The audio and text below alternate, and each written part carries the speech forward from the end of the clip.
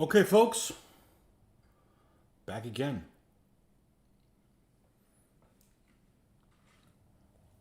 Continue painting.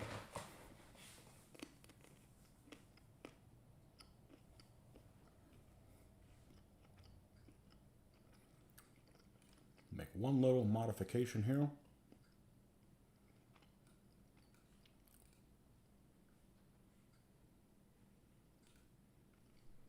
Okay, so this morning we had a small session where we painted this Pope up,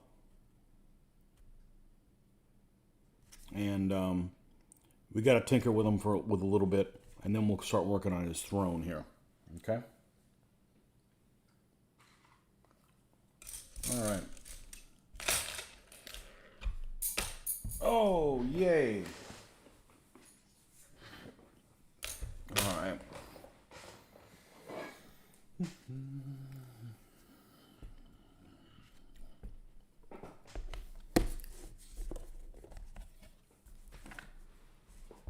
That's a good place for that. Out of the way. Everything ends up on that couch anyways. Rarely use that couch to sit on. You got a TV up here, and we rarely watch it. Now I got, first it was a connection speed, it was a problem. Now maybe the connection speed works. And there's some of you guys, I know some of you guys end up watching movies or something like that while you're working on your hobby. I can't do that. I wish I could. I would get a lot more movies watched, and I might be more motivated to paint, but that's why we decided to do this filming stuff, because that keeps me kind of on track. Okay. What do we got left to do on this guy? We've got his cross at the top of his staff. We're just going to assume that the staff is made of wood and do that, and then we'll start working on his chair. Okay, what color are we going to use? We used a lot of Monster Brown here for this. Monster Brown ended up being a color like this for the Spearman. I don't mind that at all. Let's just go with that. Sometimes if you overthink things, you just end up burning time and don't get anywhere. Doesn't really do any good. This is leather brown, which, you know, it works. They look almost about the same.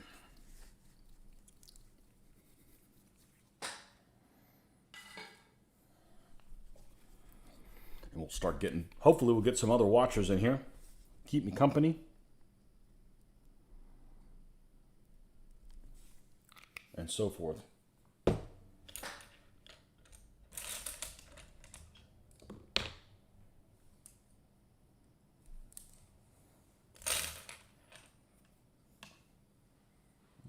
Here we go. All right.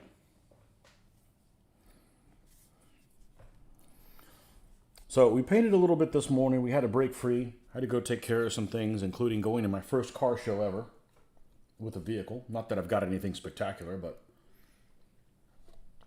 I did encounter 3 local people that have the same model car that I have. And I had a great chat with them. They weren't douches, which was my fear. They weren't young punks either. I had a great time. I had a really good time. So, yeah, found something else to do once a month.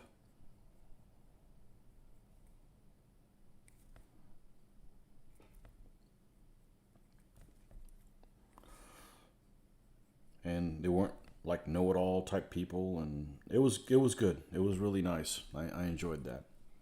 Had some questions for them, what they did about something, and it was a nice experience.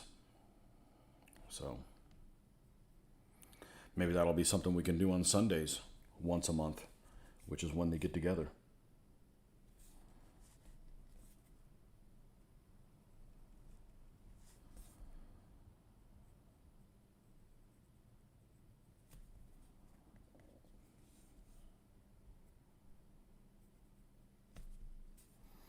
I think we turned this fan, getting a little bit of sound on this fan. Let's adjust this a little bit. That was 3. this morning. Let's go up to 4. And you get some vibrations at certain fan speeds, and they just end up distracting you from what you're trying to do.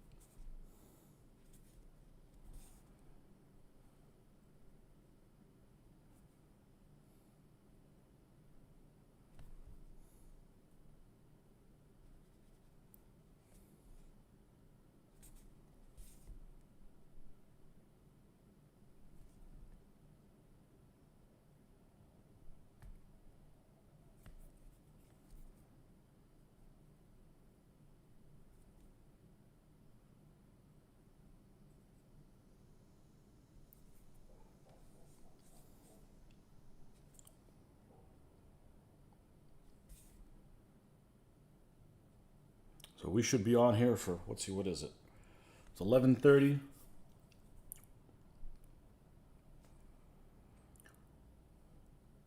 Probably just shy of 2, more than likely.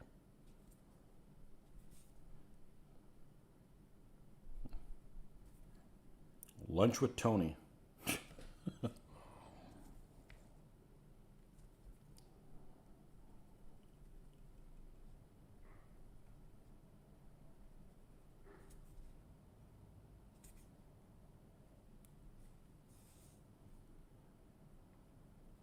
And of course, the top of the staff, we're going to make that cross gold.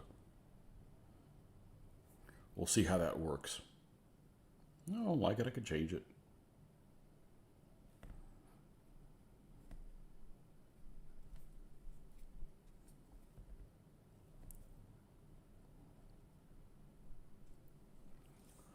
Not a big deal.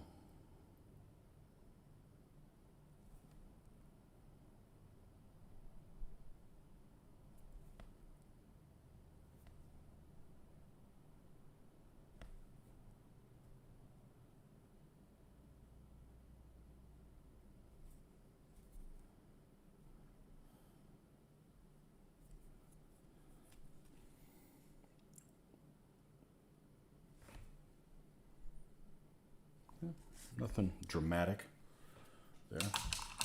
Oh, now we're going to have these bottles that are going to collect over here. No, you don't. All right, gold. Let's grab our gold colors. We have old gold. We have... We're going to need... Man, this thing's really top heavy. Good old bronze. I'm sure we'll have to work that one in there somehow. And then just the standard gold color. Let's give these guys a shake. We certainly don't need very much of this stuff.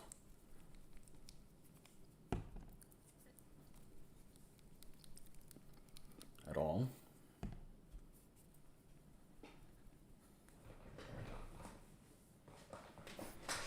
And the camera should be in the correct direction now. The Pope is towards the... Yeah. We gotta have a little bit of a delay. It should not be reversed.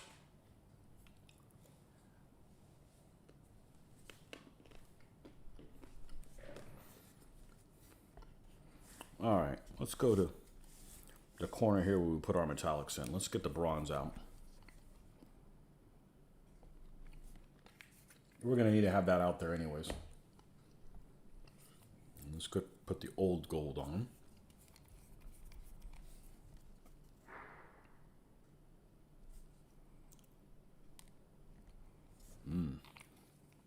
Okay, that doesn't bode well.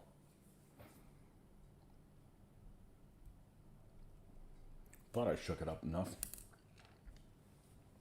Don't make me put those mixing balls in there. Didn't think I needed to. This is like a brand new bottle.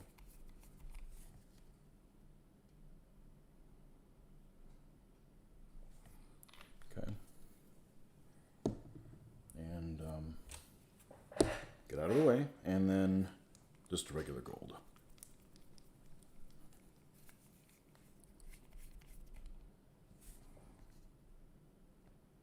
And then this one's thick, go figure. Every one of them's different. All right, let's move them over here.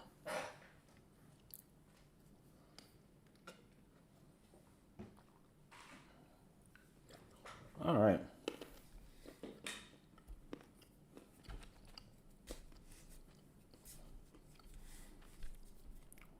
Let's start off by painting mostly everything in the bronze color. I'll be honest with you, I haven't painted a lot with gold. I've used very, very little. It's expensive. Can't put that on just anybody.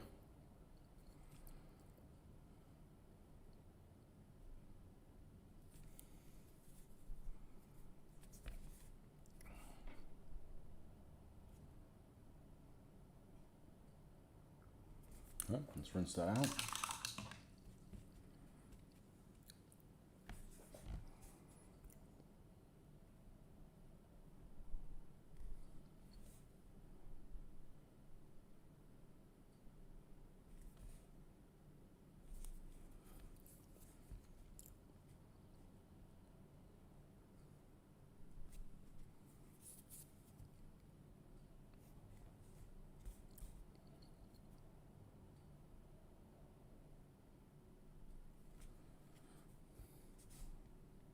And then the last one.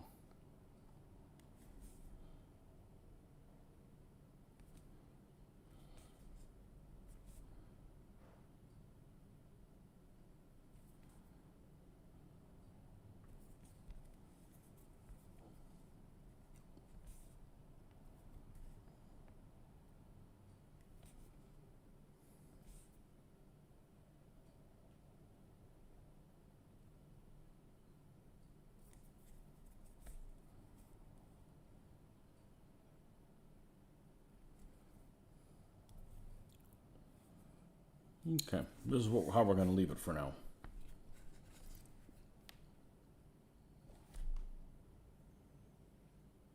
Okay, I'll set him off to the side. Come back to him in a little bit. Time to work on his throne. Now, I don't want a very light colored throne. I want a darker one. So with that said, the base color I'm going to use for him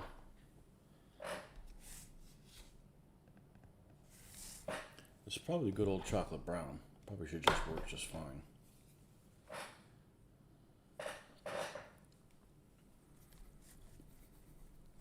One of my favorite things to do coming up. That's painting things of wood that are not wood. Obviously not. Made of plastic.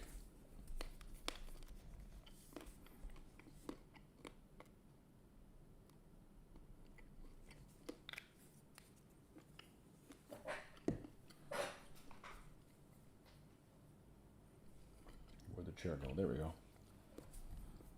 All right, let's make a mix here. Add black to this.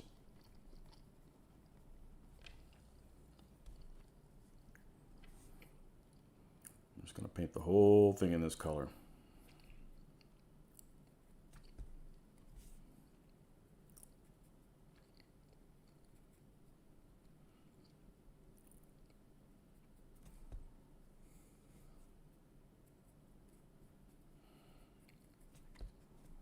I'm going to need to get more than that.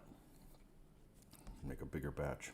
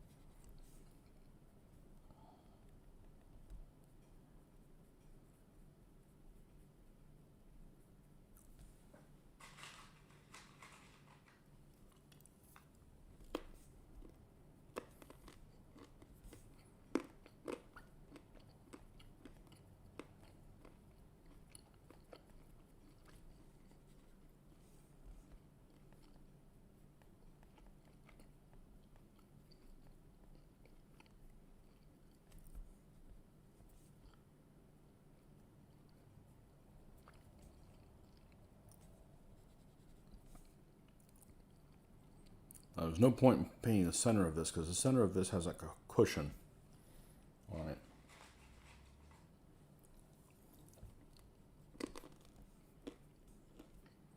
You paint it wood, defeats the purpose.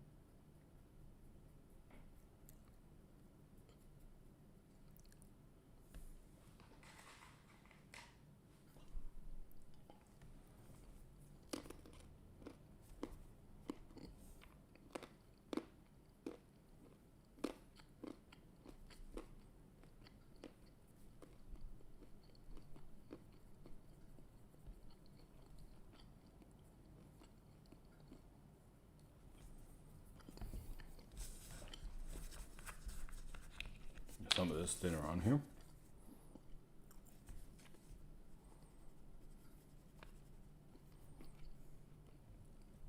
Should be able to lighten it with the color that's already there. Oh. Sure enough.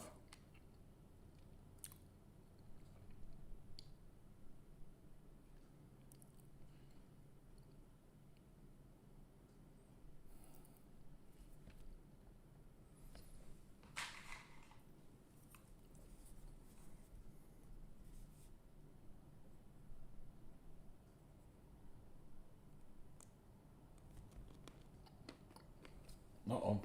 What we got here?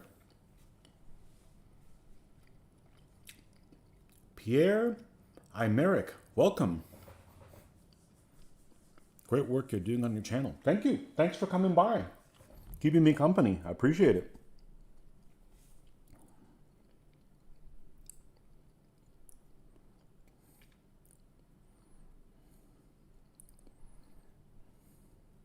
I try to be really positive with our hobby. You know, if I see something I don't like or a scale that maybe I don't do, it helps.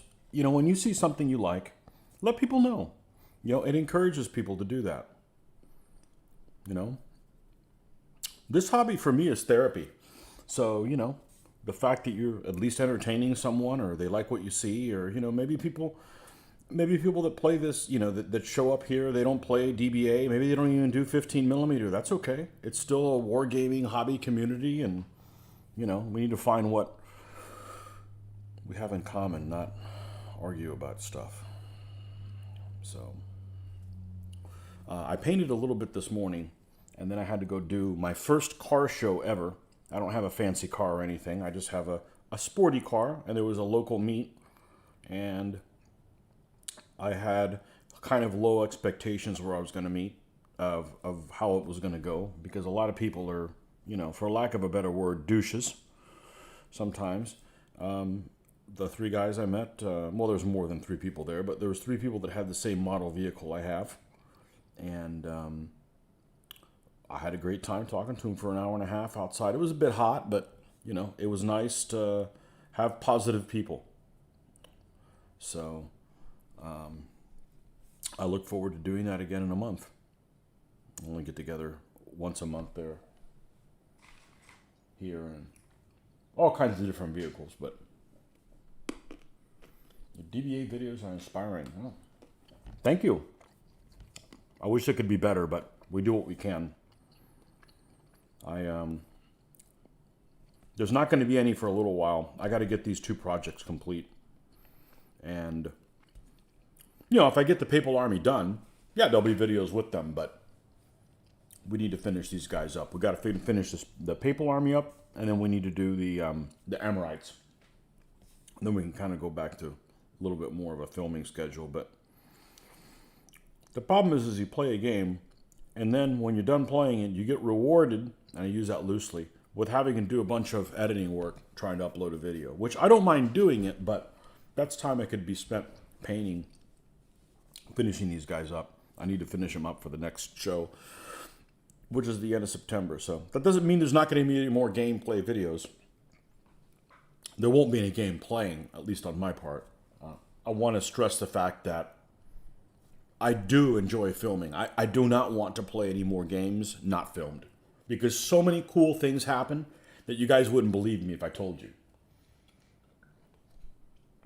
So many cool things happen within the scope of a quote unquote simple game that, you know, it's a lot more fun to film it. But I need to focus on the task on hand here and get these guys complete.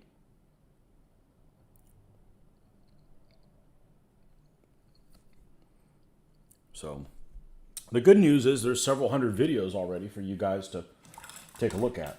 You know, it's not like there's not going to be any on there. But there will be more. We enjoy doing them. Or they enjoy starring in them. I enjoy doing them. Of course, I couldn't do the videos without the other people, but they don't upload or edit or any of that stuff, which takes time. I wish they could look better. I'm sure I could make better videos, but again, it would take time from me doing this.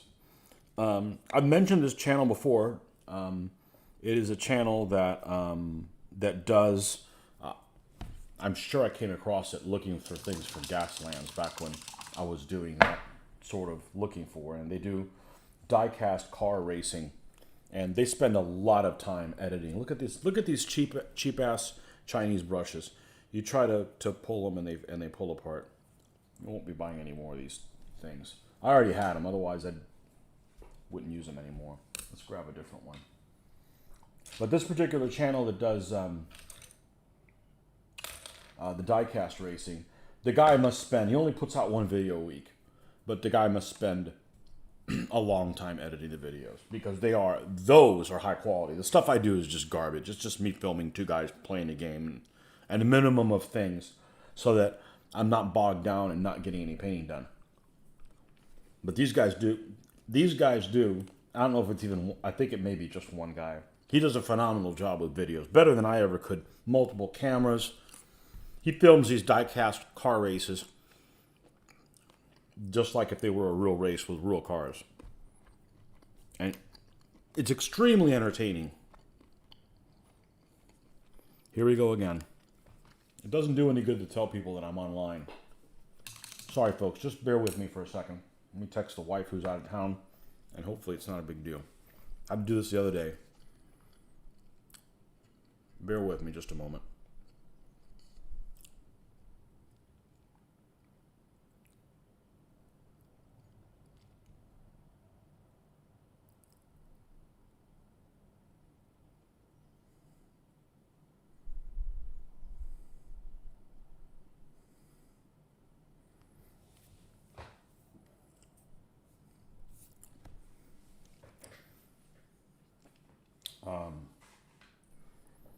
Let's see if we get a response here.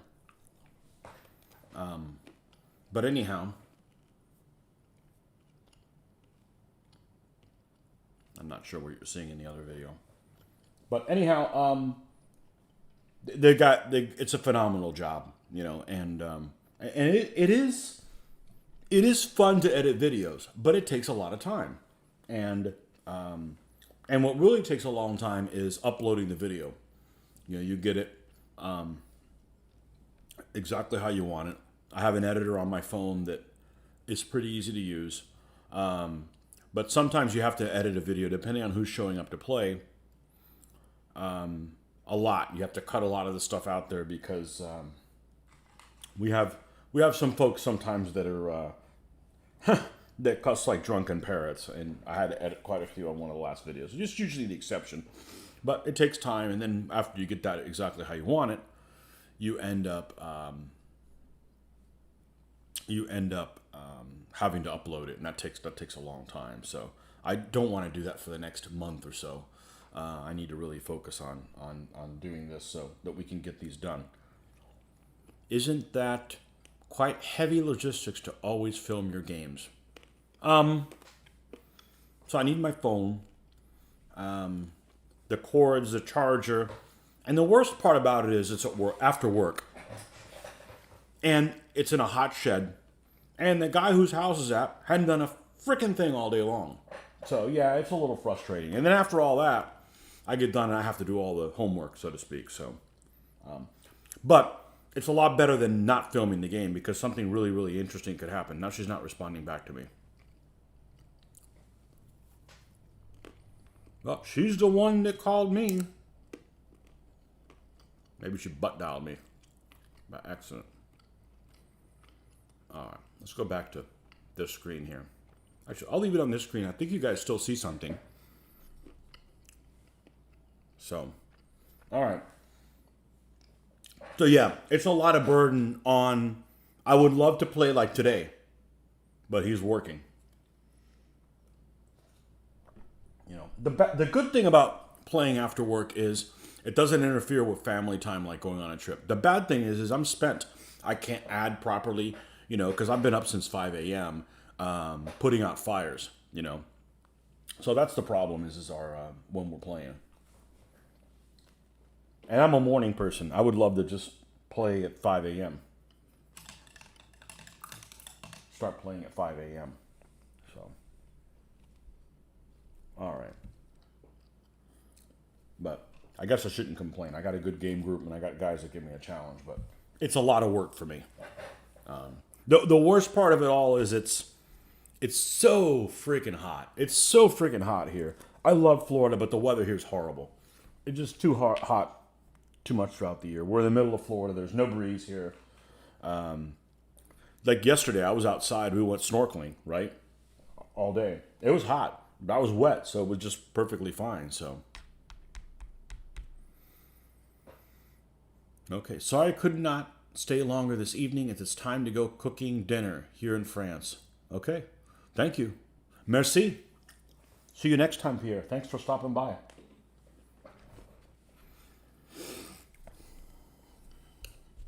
Cooking dinner. That's something I don't do. I don't cook. I spend all my time doing this. I don't have time to. You don't want me to cook for you, trust me. I think I'd be good at it, but I lived alone 11 years, never cooked. Assemble things, sure. Could assemble some mean sandwiches and salads, but cooking, nah, I don't have the patience for that.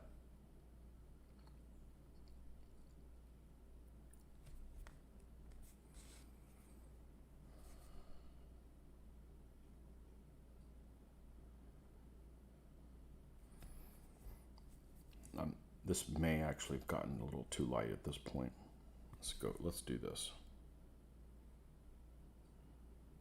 A little too watery. Sorry, light on the pigment, not light on the color. Okay, I think she just butt dialed me. Okay.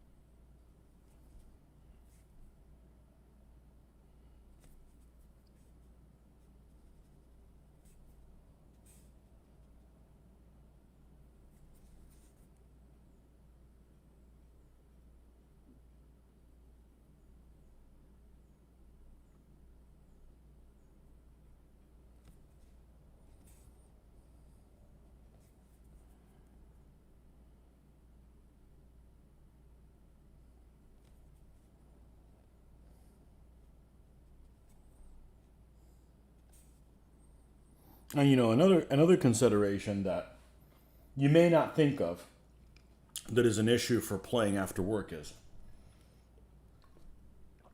I have to leave by a certain time.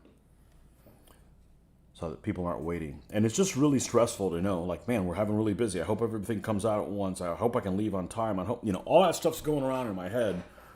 It's like, I just told, we're not, well, they may game. I'm not going to film anything. I won't show up there tomorrow or the following Monday for sure. We're just way too busy, have way too much work at work that I just can't be distracted by having to worry about trying to leave work by a certain time to make it. And then if I do make it, run around trying to get all the chargers and everything correctly. So we're just going to give it a rest for the next couple weeks. So on those Mondays, there's a good chance. Well, like for instance, tomorrow, I'm sure I'll be painting. It's not like I'm not going to do any hobby stuff. It's not going to be that. So, besides, there's no new armies to show you in battle here. So, we're working on that.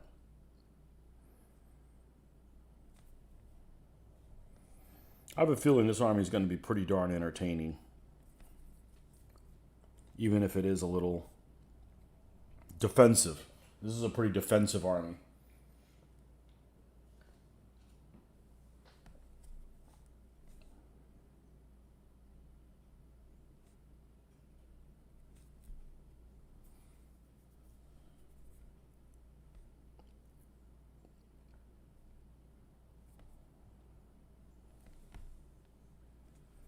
Is it dinner time in Europe? What is it, like 5 p.m.? It's like 5 p.m. in Europe or something like that. I think that's right.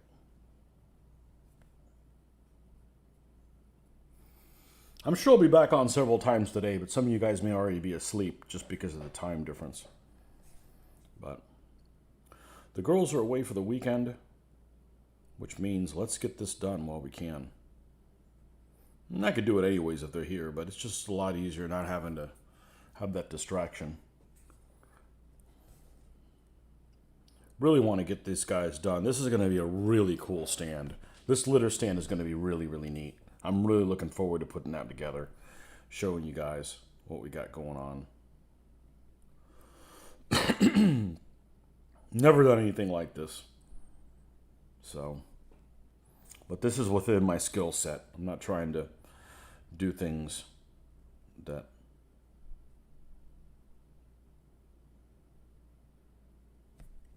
are completely uncharted territory. I've just never put in like a little diorama type thing. So, John Peter or Peter.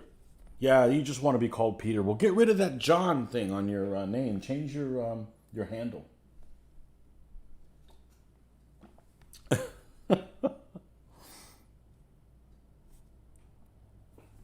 6 p.m. So 6-hour difference. Okay.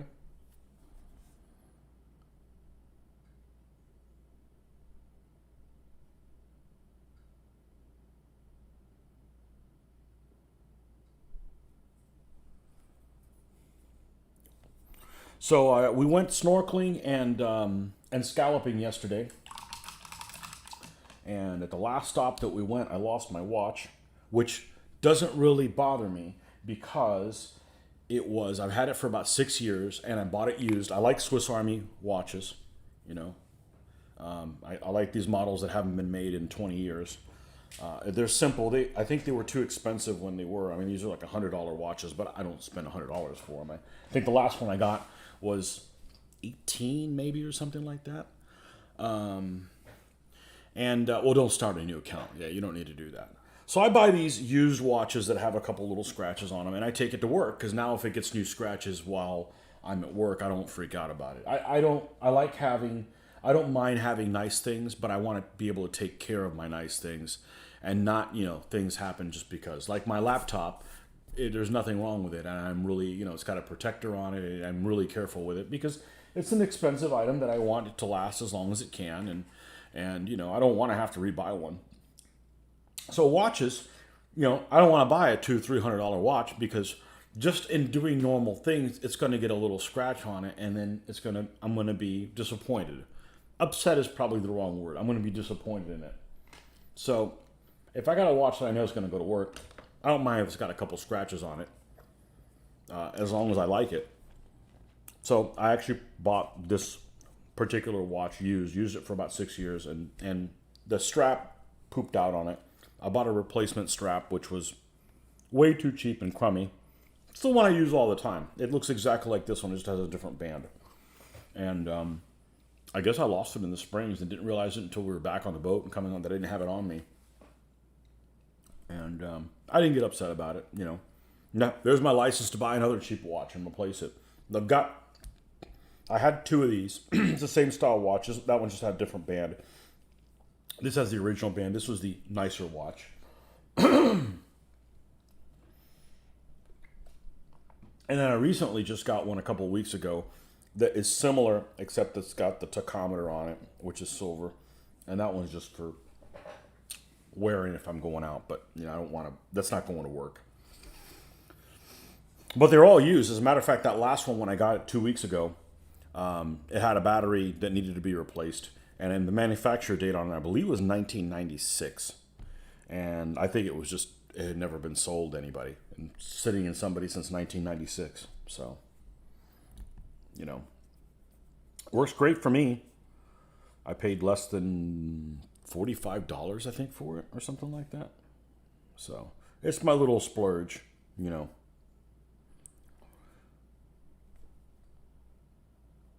So, you know, things are going to poop out. But if you use them a long time and you got your use out of it, you feel a lot better out of it, you know. I wrecked my first car, but I wrecked it after I had it 11 years and put 160,000 miles on it. So, yeah, I didn't want to replace it. I didn't want to wreck it, but I didn't feel so bad because it saved my life.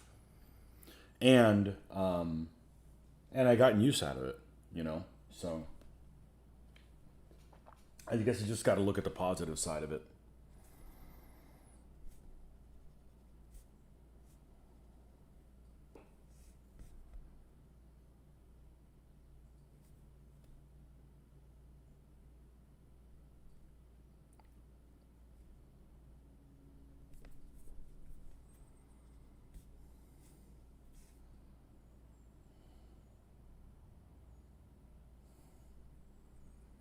But they have some watches that are unbelievably expensive. I'm just not the personality type to buy one of those. Even if I had the money. If I had a ton of money, I wouldn't buy it. I'm not buying a $3,000 watch that gets a scratch on it just as easily as... No. I don't have the personality type for that.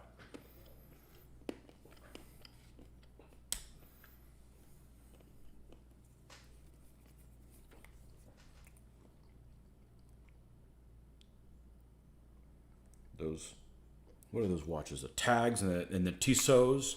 Yeah, they're beautiful watches. I don't need that. I don't need that. I had our anniversary present many moons ago. A couple of Swiss Army watches was all stainless. And it got its few scratches in it. It still looked great. But then it wouldn't work. It didn't work one day. So I took it to a watch shop. It wasn't anything I could do to fix it. I'm not a watchmaker or clockmaker or anything like that. I do change the batteries and stuff on them, but more than that, I can't handle that stuff. It'd be kind of cool to learn how, but so anyway, so I took the Swiss Army watch, which I think was around $300 or something like that when we bought it new, and I had it for, we'll say 10 years, maybe 12, something like that. Took it into the watch shop, and I wouldn't wear it every day. I just wore it, you know, when I'd go out and stuff like that. And they said they had to do repairs on it, and the repairs it cost like $250. So I'm like, I'm good, you know. So I hold on to it. I didn't get rid of it, but you know, there you go, you know. But at least I held on to it for a while. But anyhow. Have to leave you now to prepare an online D&D game with some old friends. Okay. Kill them all, Peter. Kill them all.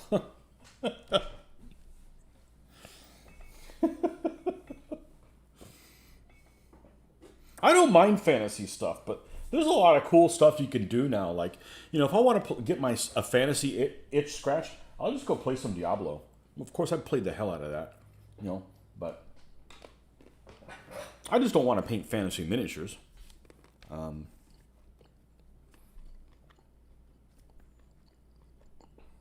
I don't want that. I don't want that much freedom and creativity, where it's like, oh, I'll just paint this fighter pink. I want to, like, you have to stick to some historical parameters and then put your own, maybe your little spin on it, or how you think they should look, or how they would look the best. But having completely free canvas, I think that's overwhelming.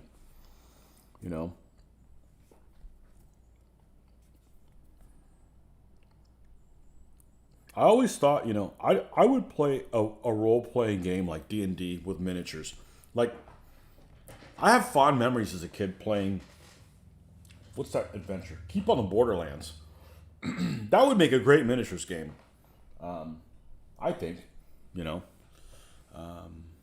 John Hanna, you have 2 watches. I use a dress watch when I'm out with my wife, socializing, and a work watch, which I don't worry about. Exactly. I do too. It's peace of mind. I also don't have expensive sunglasses. I had one pair, and then I'm stressed out all the time, and it's going to get a scratch. Even being careful, it just happens. So now I just buy, I don't know, what are they? $25, $30 a pair. They're not a piece of crap, but they're not Ray-Bans. I had a pair of Ray-Bans. It's just too stressful. I don't need that in my life. Now, things that are expensive, yeah, my computer's expensive. This microphone is kind of expensive. But even my phone, I'm really careful with my phone. I have an OtterBox thing on it, and I have scratches on the face of it. There's just nothing you can do about it. You just have to move on. But my car, I'm very careful where I park my car. I try to make it difficult for people to hit me, but it's going to happen. And eventually it just is a car. And hell, we can't take this stuff with us, and we are all going to die. But I just don't want to feel like, you can't be careful with things. My books, I take immaculate care of my books. My books, it's like, I want to open them like it doesn't look like they've been opened. That's just what I do. I'm anal retentive that way. Am I anal retentive about everything that way? Absolutely not. But, the things that I don't want to have to rebuy,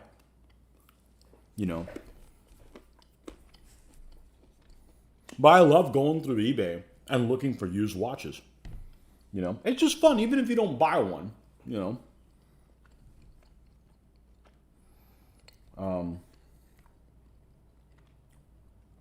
I just can't see spending that kind of money,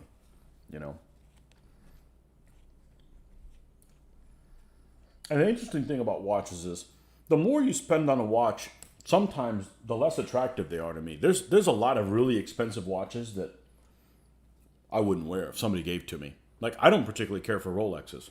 That does not mean that they are a piece of crap. I'm just saying that I don't care for how they look. It's just not my thing. The only thing that bugs me is the kill them all mentality of the games. I always try to add a bit of finesse, but now I need a cleric to resurrect, but now I just kill them all. Well, I was just kidding. Geez, don't be so literal. It's true, you Germans have no sense of humor.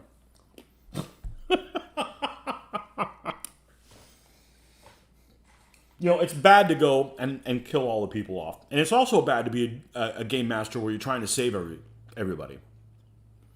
Nico Fig. Taliesin. Welcome. I recognize your name. You're around. I don't remember where you're from. I want to say you're French. If you're not French, I don't mean to, I have nothing against any. Well, there's only one country I have something against, and you guys know what that is. And it's not the people that live there, because they're screwed. They're getting screwed too. But I had a friend of mine, DBA player. For whatever reason, he just did not like the French, and he would not play French armies. I'm like, what'd the French do to you? And you can't judge people. You can't say, oh, people are all a certain way. Because the same way as like, oh, people in France are this way or the other. It's like judging everybody in America is like people from New York. I got news for you. I am nothing like someone from New York City. So, or, any big dog-eat-dog type metropolis. So, welcome, Nico Fig, no matter where you're from. Thank you. We're trying to keep things a little modern here. I feel like we've got a huge leap forward with having the modem sped up. Just huge. So I apologize it took so long. We just did the best we could. We've been on DSL for 20 years, AT&T was never going to get fiber in this neighborhood for another 3 or 4 years. I just couldn't take it anymore. Paying way too much money for horrible service. You know, we couldn't even watch one. You know, we have no cable. So we have a couple of select channels that were all watched through the internet. And you could only watch one channel haphazardly and couldn't have anything on the internet, or it would just bog down. You couldn't even watch it. That's just unacceptable. And then to be paying what we were paying a month for it is just, no. So, a lot happier now. I'm glad this is working out for everyone. I appreciate you guys hanging in there while we sorted this out.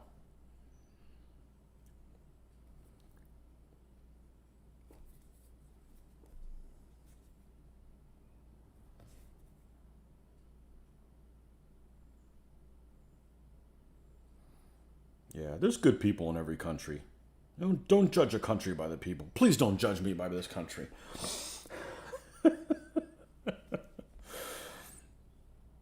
Oh, man. It's all good.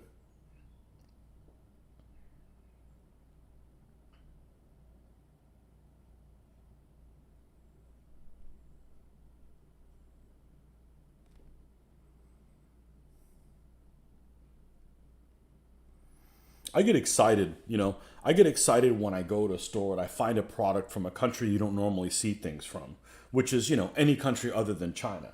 So if I see a product, I'm like, cool, it's made in France or Italy or the UK or Sweden or Norway or, Thailand, any place other than, where, I get excited and it makes me want to buy that product. It doesn't have to be made in the United States.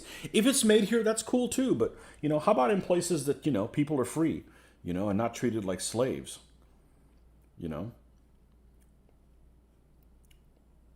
So, make more things in France and Italy and Hungary and Romania and, They don't make very many things in Africa that make it here, but, those places are fine too, you know?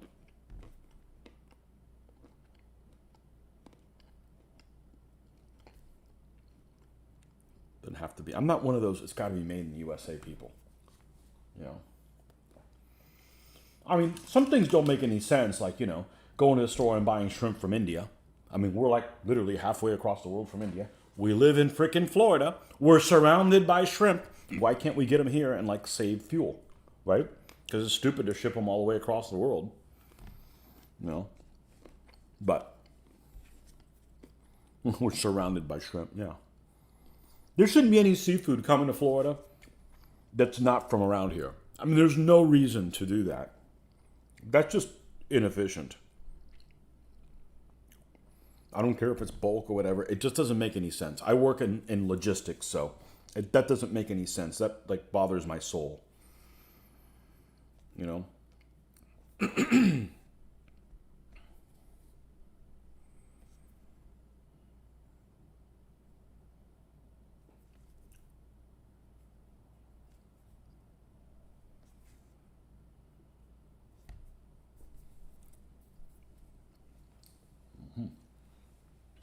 Mike B.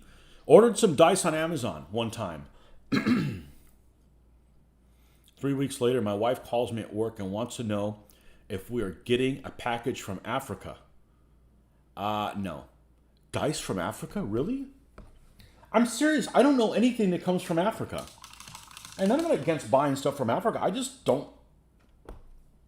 I don't know, Dice from Africa.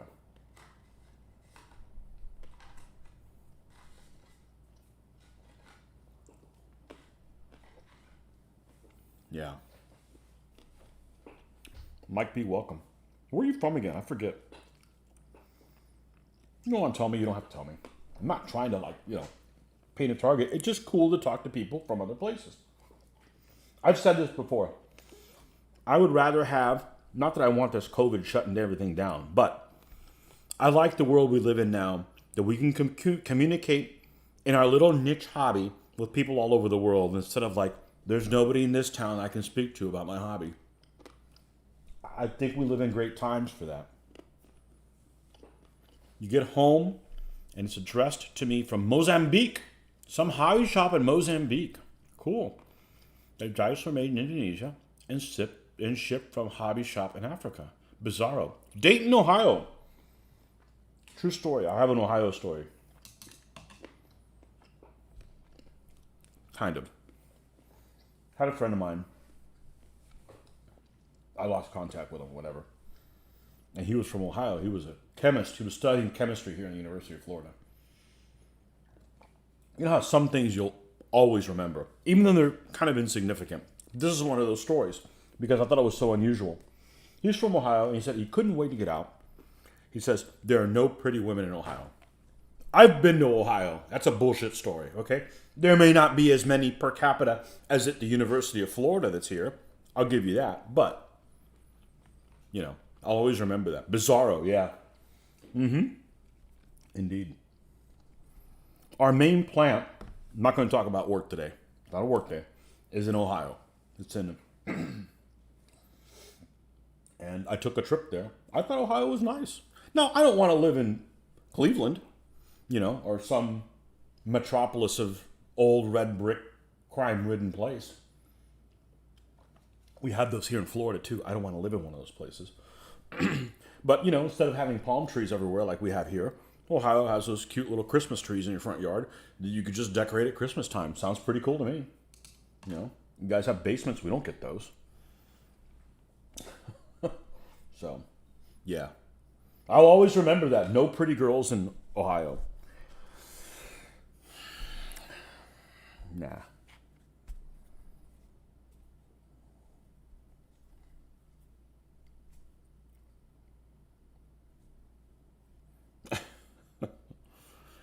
Dayton, Ohio. Lots of DVA stuff in Ohio many moons ago, and it just kind of went away. What I understand is, well, gamers are nomadic anyways. They'll get into a set of rules, and then the next thing you know, they don't do it. There was a guy that was running, the way I understand it, he was running a lot of the Ohio stuff, and he was supplying all the prizes, running all the tournaments, and not getting to play. Now, I'll be honest with you. There's no way I'd run tournaments and not play. Now, if there's like an odd number of players or whatever, but it's like, I'm not getting paid anything for it. The prizes are basically nothing that I make. And I just want to play the games and interact with people. So yeah, I'm going to play in my own tournaments. And if you watch any of our videos, you know that I've got no problem calling rules against myself. The rules are the rules, you know. Now, if other people have morality issues, have trouble sleeping at night, well then maybe you shouldn't play. But I'm not going to run events, supply prizes, and not play the game. I mean, what am I? What did I do wrong? Am I, you know, what kind of penance is this? You know. So, he's a chemist. No wonder he can't find any women. Yep. Yeah, I knew that was... I mean, Ohio is not, you know...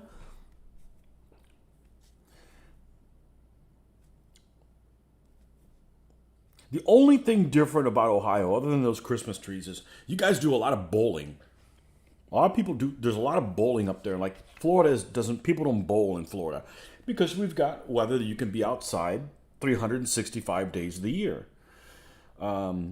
Technically, even though right now this time of the year you don't need to be outside unless you're wet and on salt water, drinking an adult beverage, and not giving a care in the world, or at a pool or something like that. I needed extra parts for my car, says John Hanna. They're made in Sunderland. Okay. About 120 miles away. But aha! So you're using imperial distances in the UK. Oh, they're going to find you. I'm actually okay with kilometers. I can understand that one. About 120 miles away, but when the garage orders the parts, they're coming from Stockholm in Sweden. Was told it was the distribution center for EU. Huh. Sweden, that's another place they don't make anything unless you step into IKEA. And what's up with all of the Swedish furniture? I mean, I don't know what the height is, okay? But I will bet you money that the average height of somebody who's Swedish is taller than the average height of the United States. I think our average height is 5'9" for males, okay? I'm taller than average by a little bit. But in Sweden, I'm guaranteed that it's at least an inch taller than that. And all their furniture, and I like IKEA, okay? I'll give you, if you find something that IKEA has, it's going to be at a reasonable price. And I don't think they make stuff in China. I could be wrong. But anyhow, I have a little display case that I absolutely love for my figures that's no longer made. That was about $100, I think. It mounts on the wall. And it is, I can't put any more figures in there. And I paint super slow, so I need to buy another one, or they need to design another one of that way. But anyways, I digress. All their furniture is really low to the ground. Like the distance between the back of your leg where you sit and your feet is really, really short. It's unnaturally short. So I don't know. Do they have really low roofs in Sweden? I don't know. But my display case from IKEA is awesome. And they no longer make it.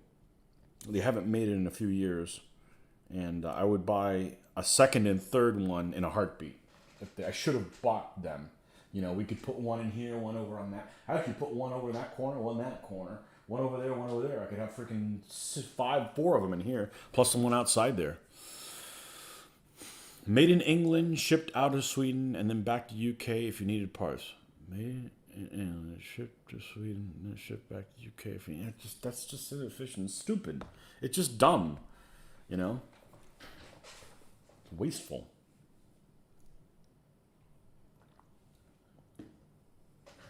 What I find the other day, fish in the store that came from Australia. I've got absolutely no problem buying things from Australia, okay? There's some nice folks out there. I know several of them. It's a good, friendly country that seems to be a fair place to live. But why in the four hells is Florida getting fish? Remember, we're surrounded by fish also from Australia. It's another freaking season down there, okay? It's a long freaking ways away. It doesn't make any sense. It doesn't make any sense. To my logistically, geographically oriented mind, it is, I can't wrap my head around it, Oh, well, people need to get that one fish. I think it was a fish that was available here, That stuff is just really weird. Really, really weird.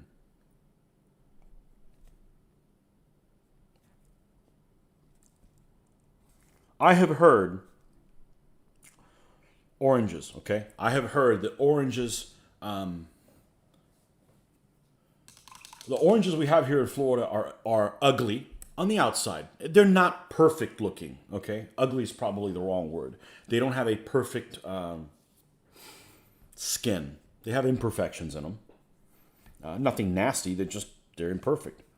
They're good for juicing. The ones in California are nice for eating. So I believe oranges for juice come from here to California, and the ones for eating come from California here. I've gone to the store. I found tomatoes from Canada. Like, why are there tomatoes in Canada? I mean, why are we buying Canadian tomatoes? I mean, tomatoes grow year-round here in Florida. We don't get that, just stuff like that. Or you're just paying for fuel, and it's just really inefficient. So... Hola, welcome, Mr. Zeaton. Welcome back from the land of beer.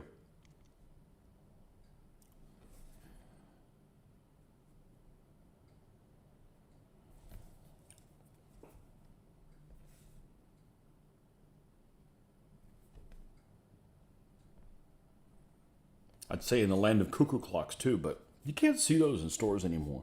Maybe there was just a thing in the 1970s. I remember as a kid, you'd always go in a store and there'd be cuckoo clocks. Maybe it was just a pass. Maybe it was just a fad.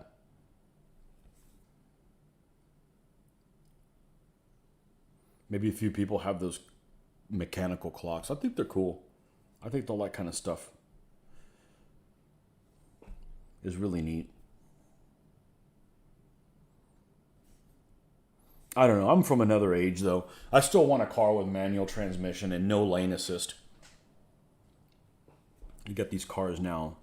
You're going into another lane, or my wife's car. Keep your eyes on the road. Mind your business, damn car. I'm going to commit suicide and crash you, damn it, if you don't leave me alone. I don't need Big Brother everywhere. Some people might like that stuff, but self-driving cars, I'll never buy one of those. I don't care if they're free. I don't want one. Been a while since I caught a stream. What are you working on currently? Well, the frickin' Pope. That's what we're working on. Yeah, it has been a while. Oh, it's reversed here, so. This is my green stuff Pope. Come on. Let's get this light a little bit better. I assure you, I have good light. It just doesn't come up on the camera. I've thought about getting one of those ring lights to put like above me so you guys have a better view, but it's very shadow-ridden, what you guys are seeing. And it looks a lot darker than it is. That's the Pope. Here's his chair. It's going to be a litter. And we've got... can you guys make it up on the other screen? I don't want to move the camera that much. Let's see. Let's take this over here.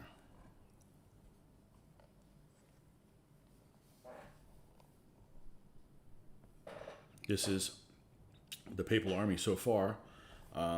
Maybe here's better. The Papal Army so far. And here's the 4 guards that go on each of the corner. We got a guy kneeling.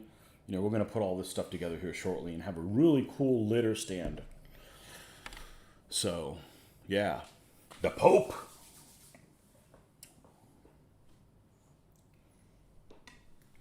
And then we're going to jump on the Book 1 bandwagon. Whoa! My first Book 1 army. What will I do? Paint a lot of naked flesh, that's for sure. Paint a lot of that. This has got a little piece here that likes to misbehave at the edge. I'm not buying any more of these cheap brushes, but unfortunately I bought so damn many of them last time. Seems like I'm never going to run out, but... The Pope, yep. I have a feeling this is going to be a hoot to play. So, see how many holy dice rolls they get. Yeah, exactly. Yeah, I want to build this army, and then I want to build old Frederick II. What an interesting character. Hohenstaufen. Yep. Yeah. I got to build the Hohenstaufens. Once I found out what their heraldry is, you know if you watch any of my stuff, I poke fun at everything. Nothing is sacred. Almost nothing is sacred. Let's put it that way. And the Hohenstaufens, their heraldry is 3 black lions. So, of course, it's going to be BLM. Black Lions Matter. But he's a really interesting character. I actually didn't know anything about him. The famous Frederick, of course, is Barbarossa. Everybody knows about him. Frederick II's just kind of gotten forgotten on the wayside. A really interesting character. And was kind of an agnostic character.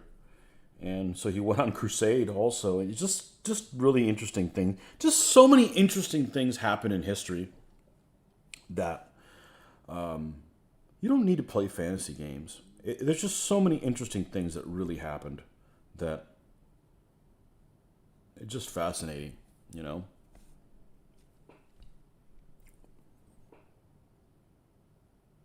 But we're not going to do him next. We got to do the Book 1 army. So try to make these really boring looking figures look very interesting. I think I'll succeed. I've got practice at 2 other armies I've done that with. I've been very, very happy with how they turned out. So, all right, let's lighten this wood up a little bit. Get some highlighting on here.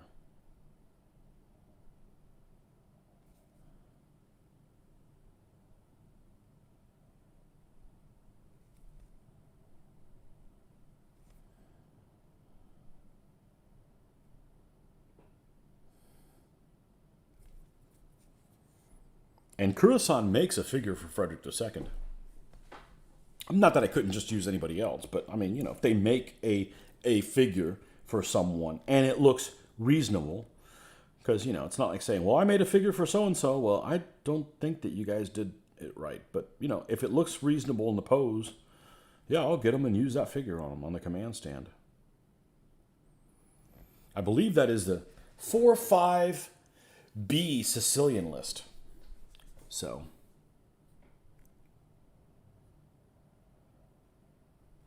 we'll see if I've got enough. I got enough German knights to do it, and looking forward. Always looking forward to doing more armies. Always looking forward to doing more armies. You get to do more armies. You get to read about more history, find out more interesting things that really happened, and kind of play. You know, this isn't the most realistic game in the world, and that's okay. But it does allow you to paint history things, read about history things, and kind of, you know, as I like to say, take part in history. Not really, but, you know, in a way.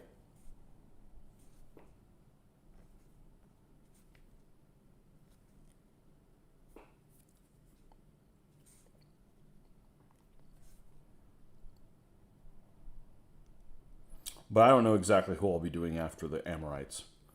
Honestly, the fact that I'm committed to doing them next is kind of unusual. I don't really like to think about it too much because I could change my mind at the last minute. But I do need them for this. I do need them for a show, assuming that there is a show at the end of September, which, you know, is anybody's guess, because things sometimes turn around at the drop of a hat. So I fully expect the show to cancel, and I'm okay with it if it does. You know, we'll just. I'm still taking that day off, and we'll just run the games here in Gainesville if that's the case. So.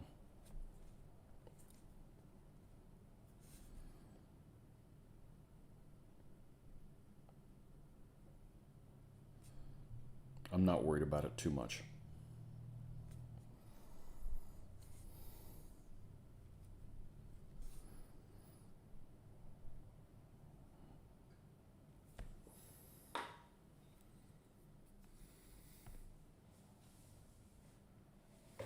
I'm waiting for you to build a Seleucid army. I have them.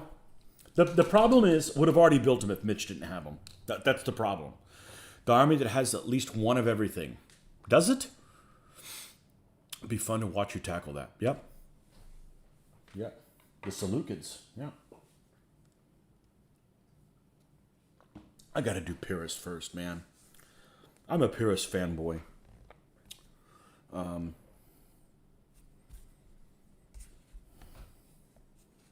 But yeah, I've got to figure, you know. Once I find somebody in our game group that owns an army, my interest in building it has got the window. Because the reality is I'm not going to build every army.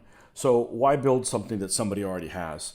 Unless I'm like dying to do it for whatever reason. There's just not a big, there's not a big incentive to do that. It's kind of a teamwork thing. You know, I'm not going to want to play a civil war against them. Those are, I think those are boring.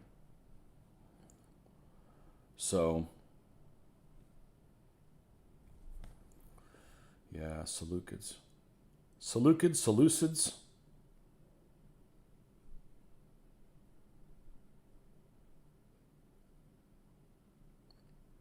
That's a thing from that part of the world. Different pronunciations for the same word. Seleucids, same part of the world. Sassanids and Sasanians.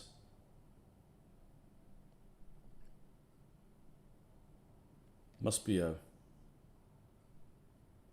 Middle Eastern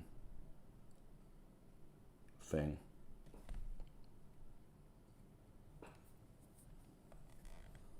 I've even seen Seleucids spelled with a K.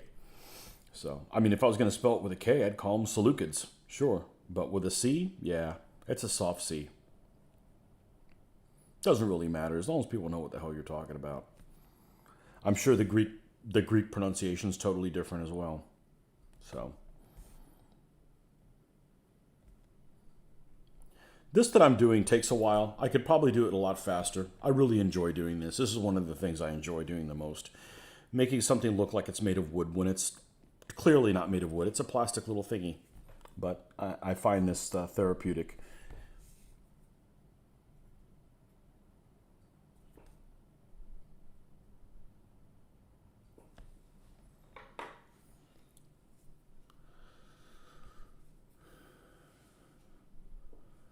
Doug, welcome. There used to be a company there in Florida that made fine miniatures. Used to get their catalogs. Who makes things in Florida? Well, there used to be a big distributor called Modeler's Mart in Clearwater. That place was freaking amazing.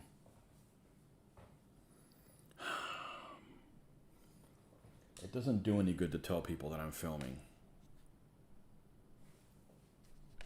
Hold on one second. I apologize again.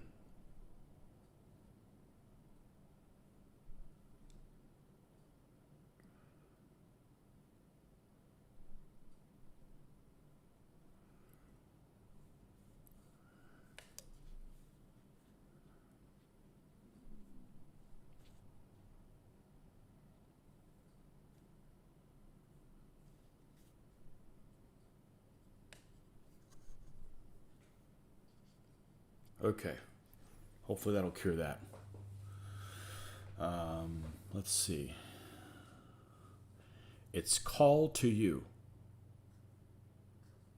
Let me. Night cavalry, cataphracts, side chariots, elephants, pike, war and Galatians, camels, theropoloi, auxilia, skirmish bow. Yeah, absolutely. What's not to like? But I also have Ptolemaics. Waddler's Mark, that's it. Did they go out of business? They did. Yeah, they did. I'm going to get a Coke. I'll be right back.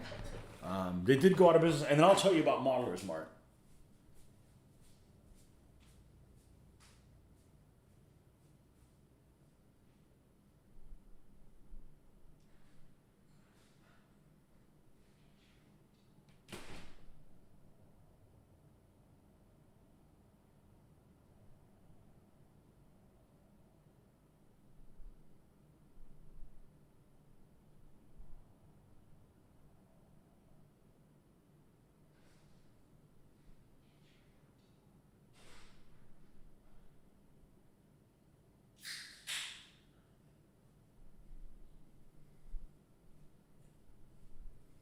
Modeler's Mart was in Clearwater, and I went there probably around 1997. And I think they went out of business around 99, 2000, something like that. I went there when I wasn't into Ancients. Damn it! And I did pick up some stuff there, but they had like everything from freaking minifigs. And, I would love to go to a place like that. I've got a lot of self-control now. Way back when in the 90s, we would take road trips to Tampa, Clearwater area. It's about 2.5 hours here.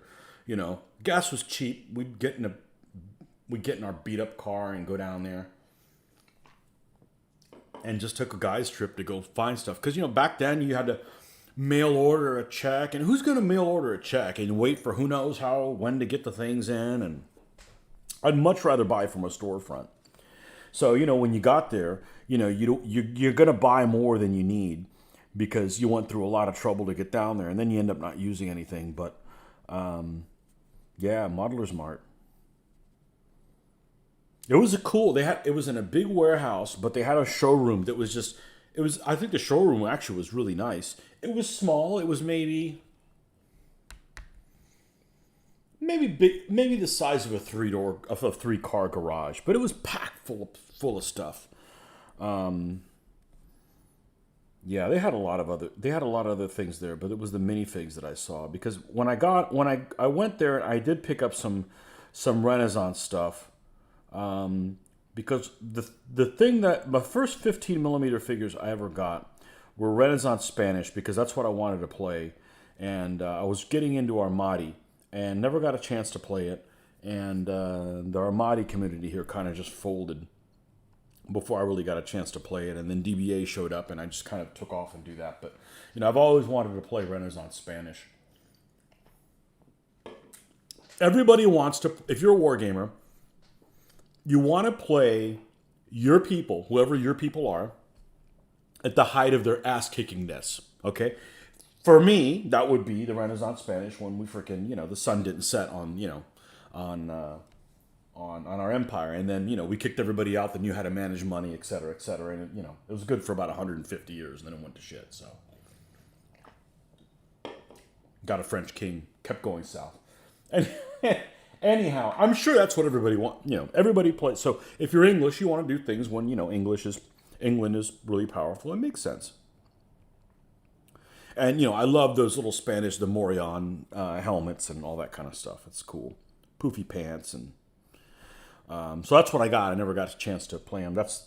But yeah, I didn't use I didn't use those figures that I bought them around '97, and I used some of those figures when I built my Renaissance Spanish army in like 2010. So how long did I sit on them? Hey, at least I still use some of them, but that was a cool place. I would go. I mean, if it was still in business, I would go and take a road trip. Maybe not specifically to go there, but I would go to take. But man, we would take these road trips, and the whole time we'd be talking hobby, and we'd get butterflies in our stomach when we got there. No, what will they have? What will I buy?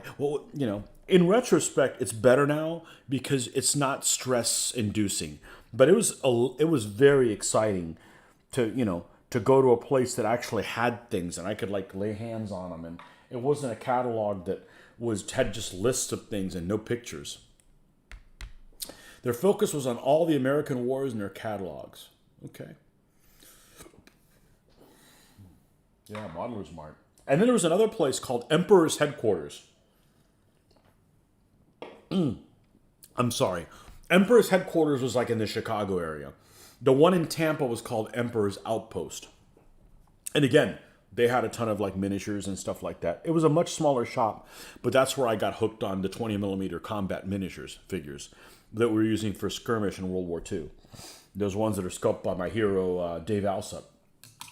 And just absolutely fell in love with those castings. I've always been a World War II fan. Always. But those castings just brought it to life, and it was, I still have figures that were bought there, and those were probably bought around 95, 96, anyhow. Yeah. Good stuff. Good times, good memories.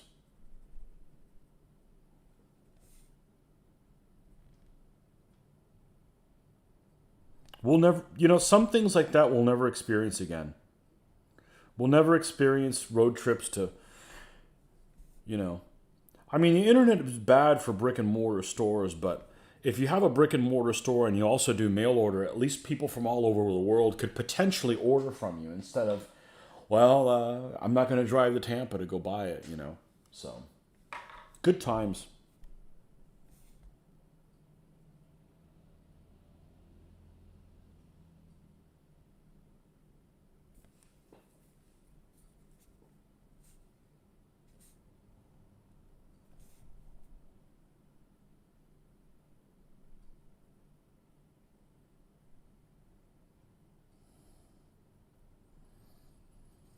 I don't know how much longer brick and mortar stores are going to be around.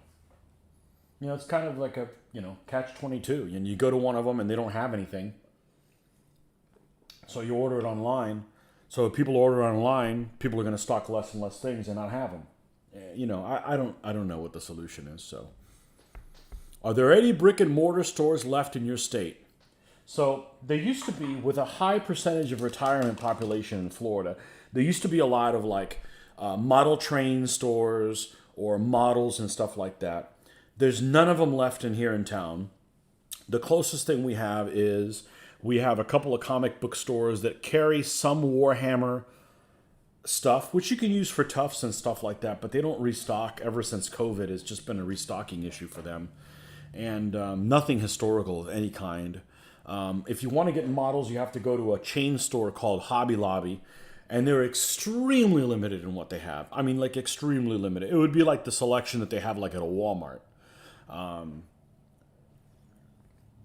But they do carry Vallejo paints, so if I need a restock on some Vallejo paints, I can get them from there. But it's part of the problem, I think, in Florida is you can do things outside 365 days of the year, and there's just too many distractions that people just don't do hobbies in this state as they do in the Northeast. That and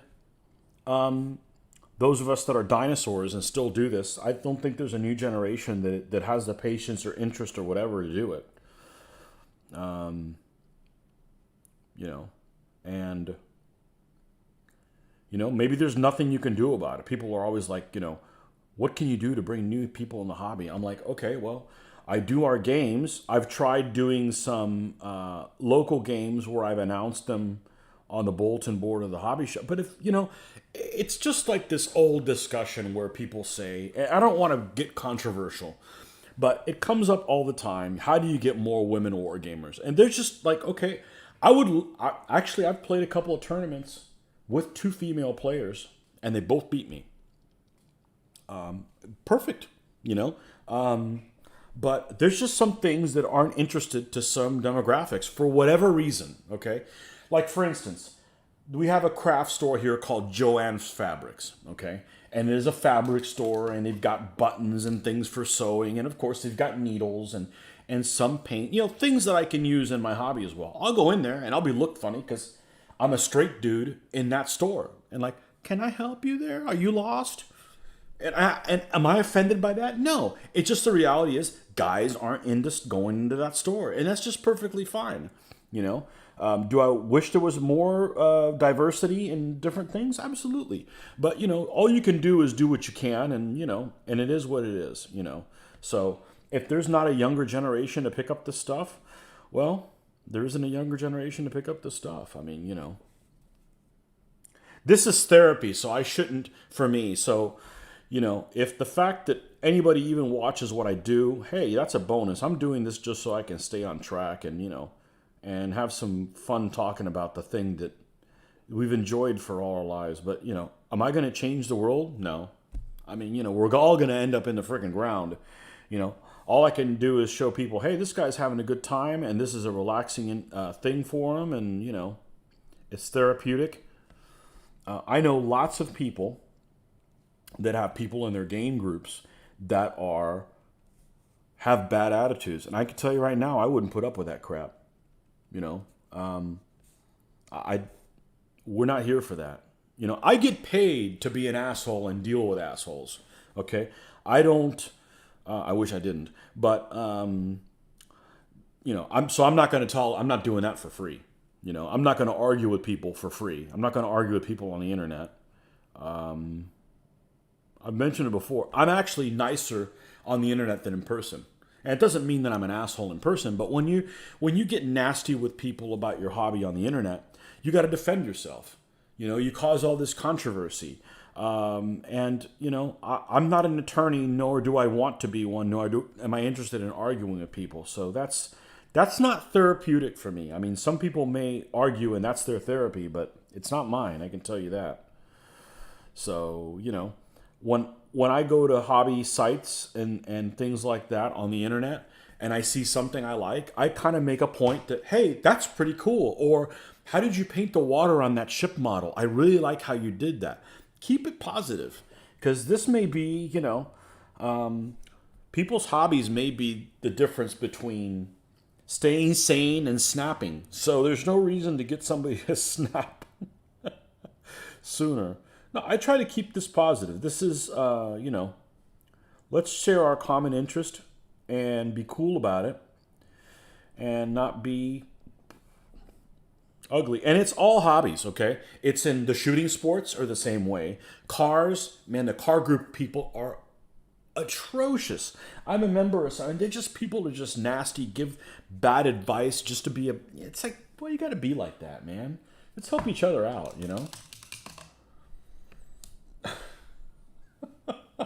That's just, but there's people that are like that. In whatever hobby, I would say, this is my uninformed opinion, but what I've noticed about half the people that are involved in something are people you don't want to spend any time with at all. They either have a bad attitude or they have this superiority complex that, oh, well, that's no good. I have 4 of them, and they're always trying to outdo each other. And like,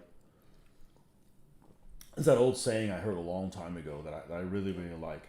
I like you for who you are, not for the stories that you tell. Just be real, But I'm a very non-salesy person, okay? So I just tell it like it is, and sometimes that gets me in trouble.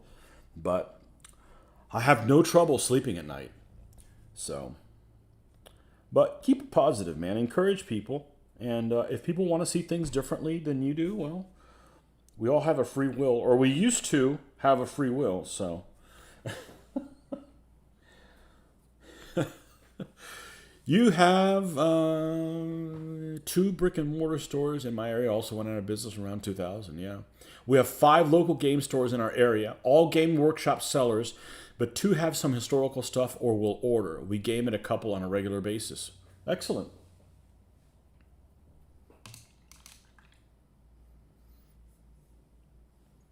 Yeah, we ran one game. We decided to do something different, and we ran a game at a pub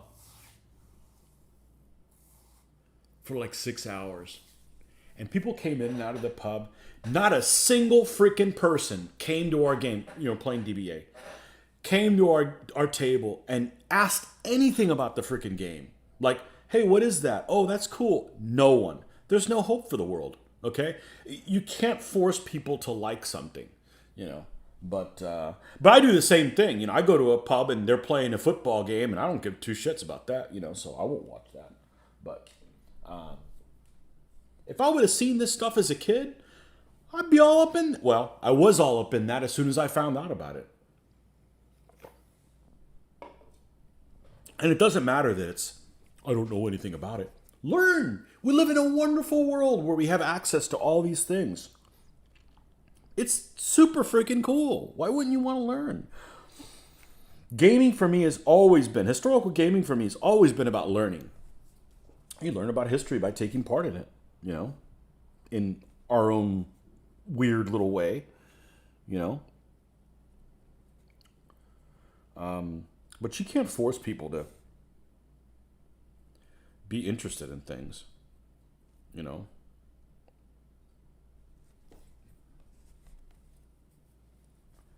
I got into historical gaming because my dad kind of,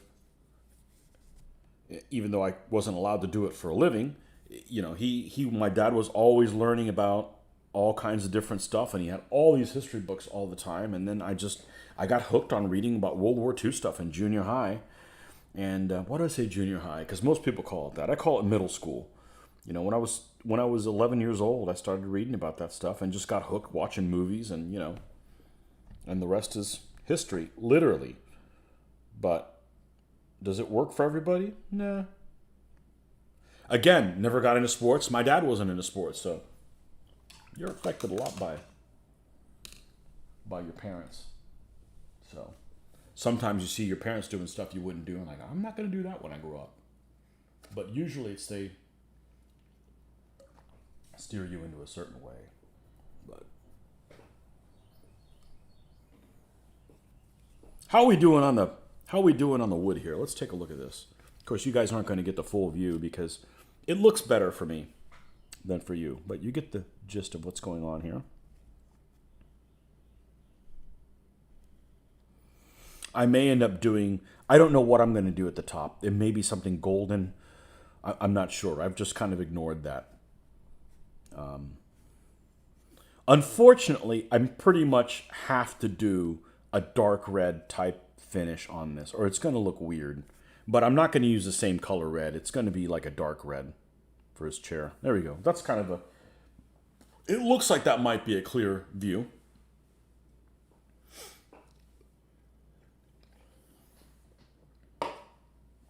But yeah, you can't, there's just a lot of people that just don't care about history. Just like I don't care about poetry. I don't care how you spin it. I'm not interested in poetry. Just some people are just not interested in things, and you just have to move on, not beat your head into the wall. I will make people play war games. I will.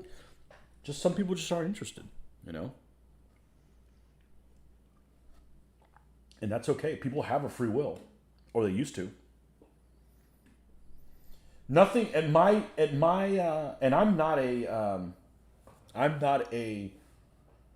I don't like being told what. Yeah, I don't like being told what to do. But I'm not an anti going against the grain of whatever society is. I never have been. But I don't like being told you have to do this because that makes me want to not do it. The Pope, that's right. He's nearly done. We're going to have to tinker with him a little bit. Yeah, we're going to have all kinds of fun Pope jokes too. Of course, we're going to poke fun at everything. That's how I grew up.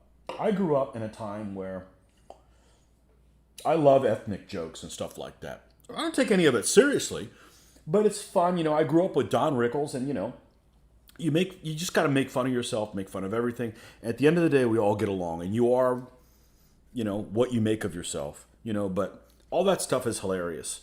And yeah, we're gonna pick on the Pope stuff. And I was raised Catholic, so whatever. It's not a big deal.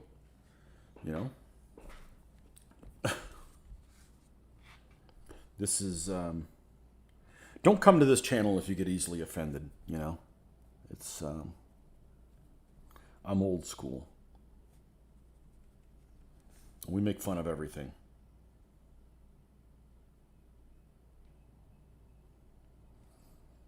Things were better when that was the case.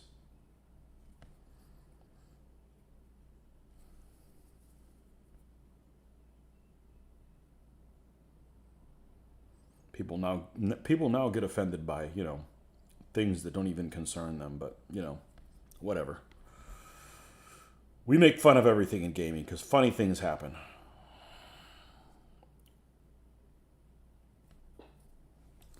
But most of my viewers are older than me, so they get it. I think most war gamers are about 10 years older than I am. 60, 61, that thing. So.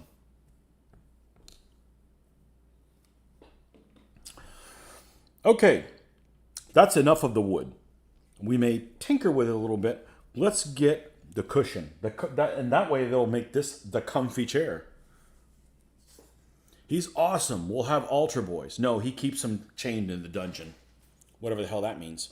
No, I've got I've got a praying monk kind of guy that'll be on there with 4 guards and his, we'll call him the gatekeeper. I think I'm going to put him behind this or off to the side a little bit, and he's going to have the papal banner just so there's some height to this stand.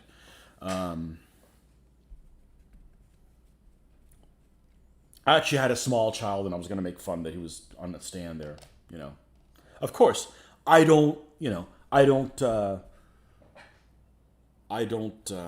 espouse child molesting, but we make fun of that too, unfortunately. But yeah, when's hunting season for child molesters start?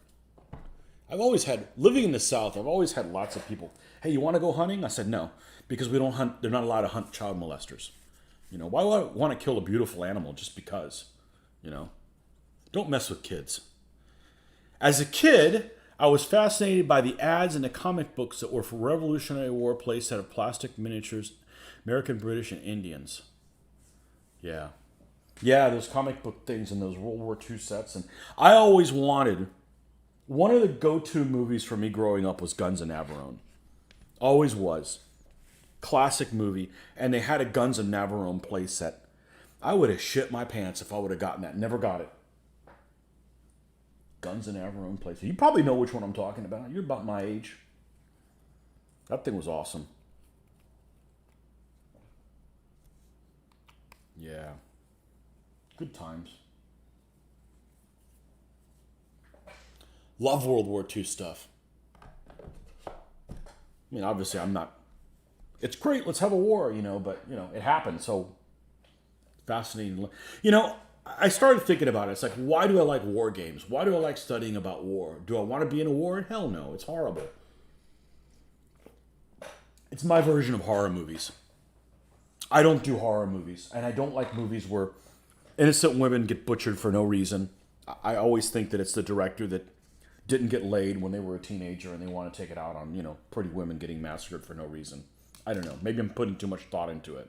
But I don't like that. I don't like horror movies and bad things happening to people who don't deserve it and stuff like that. But lots of people do, and they're normal members of society, supposedly.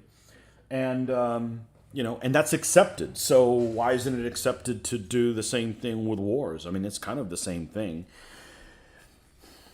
you know. All right, we need to get some more black out here, and because it looks like it dried out. But yeah, I don't do horror movies. That stuff's disturbing. Puts ideas in your head that don't exist, and then you can't sleep at night.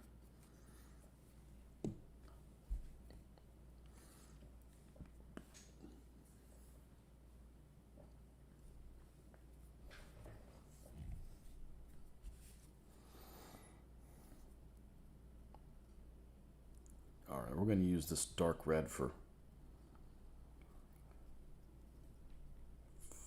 this.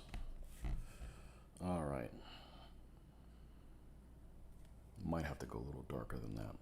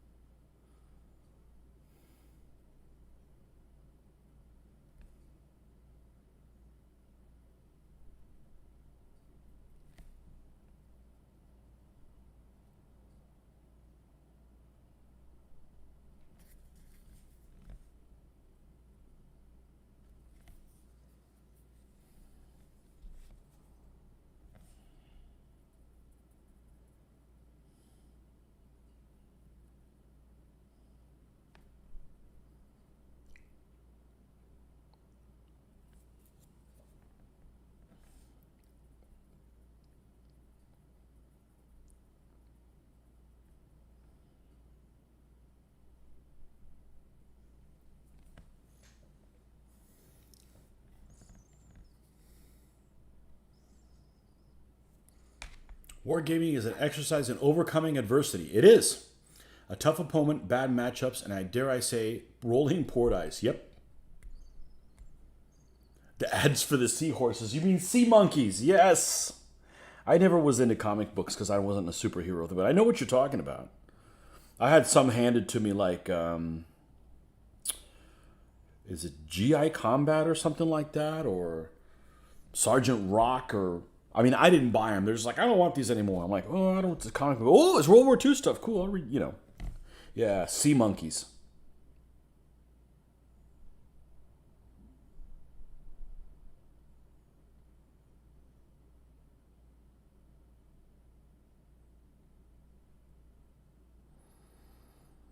Good old 80s. That's why I fondly liked the first season of Stranger Things. I really, really liked it because I was exactly the same age those kids were in exactly that same year. So it was like, you know, really, really cool. You know, I like that. Um, Exercise that DBA excels in. It really does. It really, really does.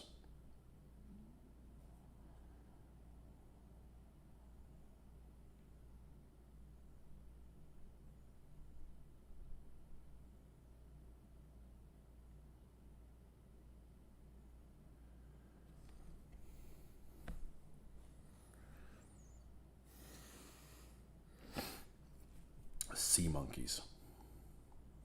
And those play sets that would have like 300 things, like 20 tanks and 500 men and artillery pieces and aircraft and all this stuff. And I'm sure they were all out of scale. And I'm sure if you got them, they were all crappy, you know, but, you know, you were a kid, you didn't care, you know.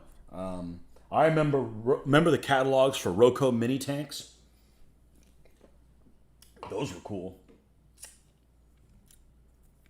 Players that complain about their dice rolls should be playing a different game.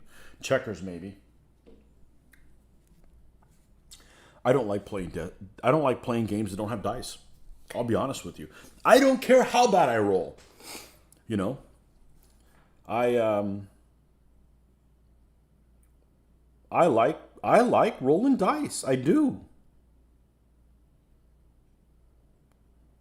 I don't believe in luck and none of that bull crap. It's just something to talk about and get people all wound up about it. I guess that's my troll. That's the only thing I troll in is I get people wound up about. I bet you can't roll. I bet you can't. I hope you roll a one and then you roll a one. There's a couple guys that I've done that to, like in face to face, and that really freaks them out. Like I'm some kind of witch or something. I guarantee I don't believe in any witchcraft, so that's just it's just good to get. It's just fun to get inside people's heads. That's the only trolley type stuff I do. Trolley. I love dice games. There's some local people here I've played with that play games. They don't play war games, but which I'm okay with. I'm okay with games that aren't war games, but they play card-driven games that have no dice. And it's like, I don't care how bad a die rolls. You get a better randomization than pulling cards. Maybe it's because I can't shuffle worth a damn, but shuffling a card deck and pulling out cards, you're just not going to get a good selection, a good randomization. Like, what's wrong with dice? You can put your own spin. You can get excited about it. You can like put the dice cup down really hard. You can put your own your flair on it. I love dice. I really do. Except those damn D4s. Those are just unsatisfying to pick up. Yeah.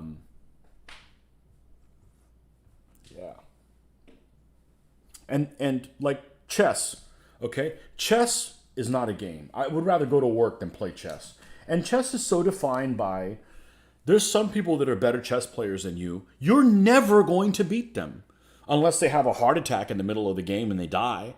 You're never going to beat some people. And DBA, you could take the best DBA player in the world and a total noob, and the noob has a chance of winning. It may not be very likely, but it's possible. And I'm just saying DBA could be another game. It's not a sure thing. Now, maybe you don't like those kind of games because your life sucks and you lose at it every single day and you need to win every time there's a game. I don't know. But I don't want it to be. I don't want it to be a foregone conclusion, or I'm not interested in playing the game. Why bother? Why bother playing it?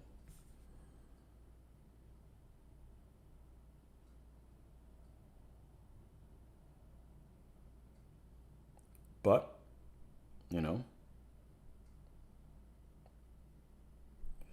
it's different for different people. I just happen to like dice.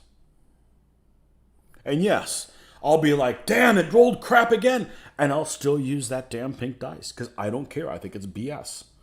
It's just fun to talk about and, stroke people's ego. Playing games without dice, example chess, if you play regularly, you end up playing same moves regularly using memory of other games you played. Dice bring an element, yeah, absolutely. And I'm not a good chess player. I don't. You guys have watched me play DBA. I really don't have a plan. When I start a battle, I don't have a plan. And I think there's a couple of reasons why. The job that I work at revolves around a lot of planning. And it revolves around a lot of planning and plans changing and having to change your plans and doing a bunch of extra work. So that, I don't want any part of that in my own personal life when I'm not at work. Okay? So I don't like to do all this kind of heavy planning.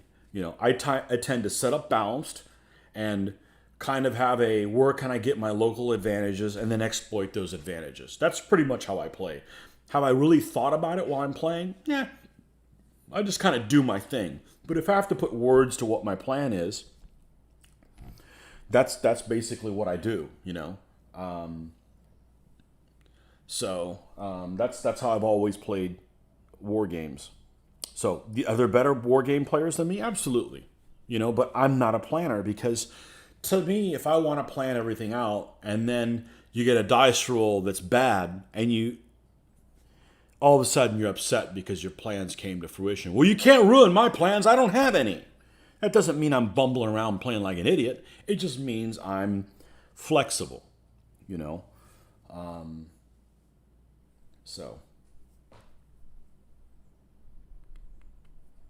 my normal plan means not to take. My normal plan is to not take any risks, and to trip up the enemy, and then try to exploit that trip up. Not very manly, but effective. I've had worse.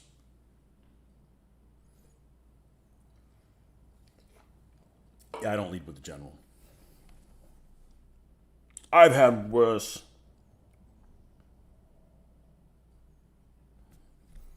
Yeah, I think we all play differently. Everybody from our game group plays different.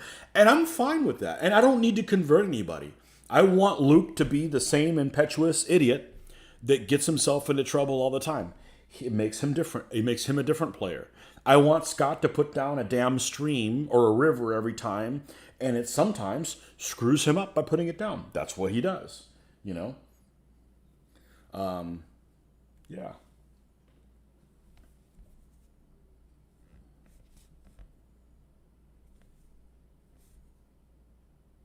We all have a different method of playing.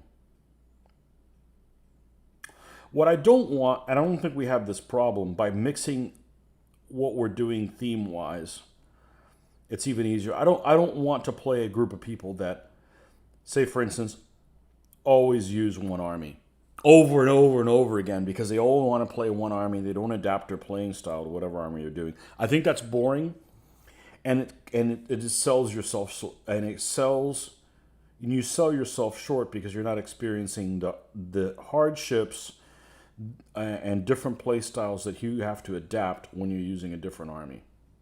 Like, I would love in a perfect world, okay, if I'm picking my army, pick an army that has 4 bow or crossbow or whatever, and 4 heavy foot, and then the rest is some kind of mounted element. And I basically lead with the heavy foot, alternating the shooters to disrupt and then exploit with the mounters and the foot troops. That's my preferred type of army. Do I build only those kinds of armies? Hell no, because it's dumb. Then like why if you're all you're going to do is play a certain army, then why even build other ones? You know, why even build an army that has no shooters in it? Well, you don't get to exploit, you don't get to experience other things, you know. So, yeah, I tend to not play I tend to play, I think I do, to not take any risks and let the other guy take risks and keep my army together, that kind of stuff. So, yeah, DBA is all about variety, you know. Elephants are fun to play. Do I want every army with elephants? No. Then it's just like having the same damn army. Why bother?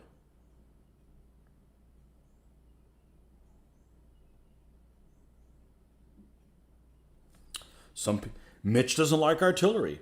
Well, don't. That's fine. You don't have to. I do. I would rather have at this point in my life probably one of every element.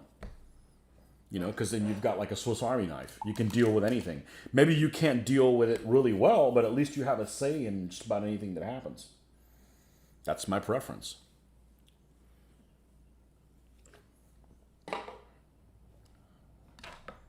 So,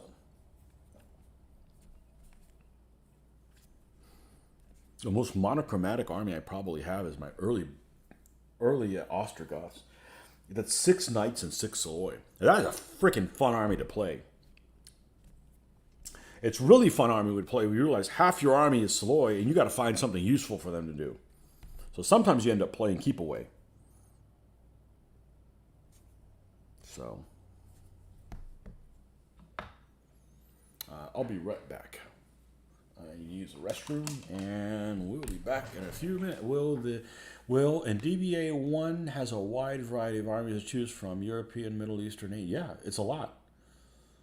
I use different armies differently. Some armies I find I'm very aggressive, and others I counter with very few, and I'm all out defense. Yeah, I play my Nan Chow very differently than my Burgundians. That's probably the two armies that I have to play the most differently. I play the Burgundians. You got to sit back. You got to sit back and kind of play keep away, and the Nan Chow are just you got to go in. You got to get 'em, you got to get them and stick them. Be right back.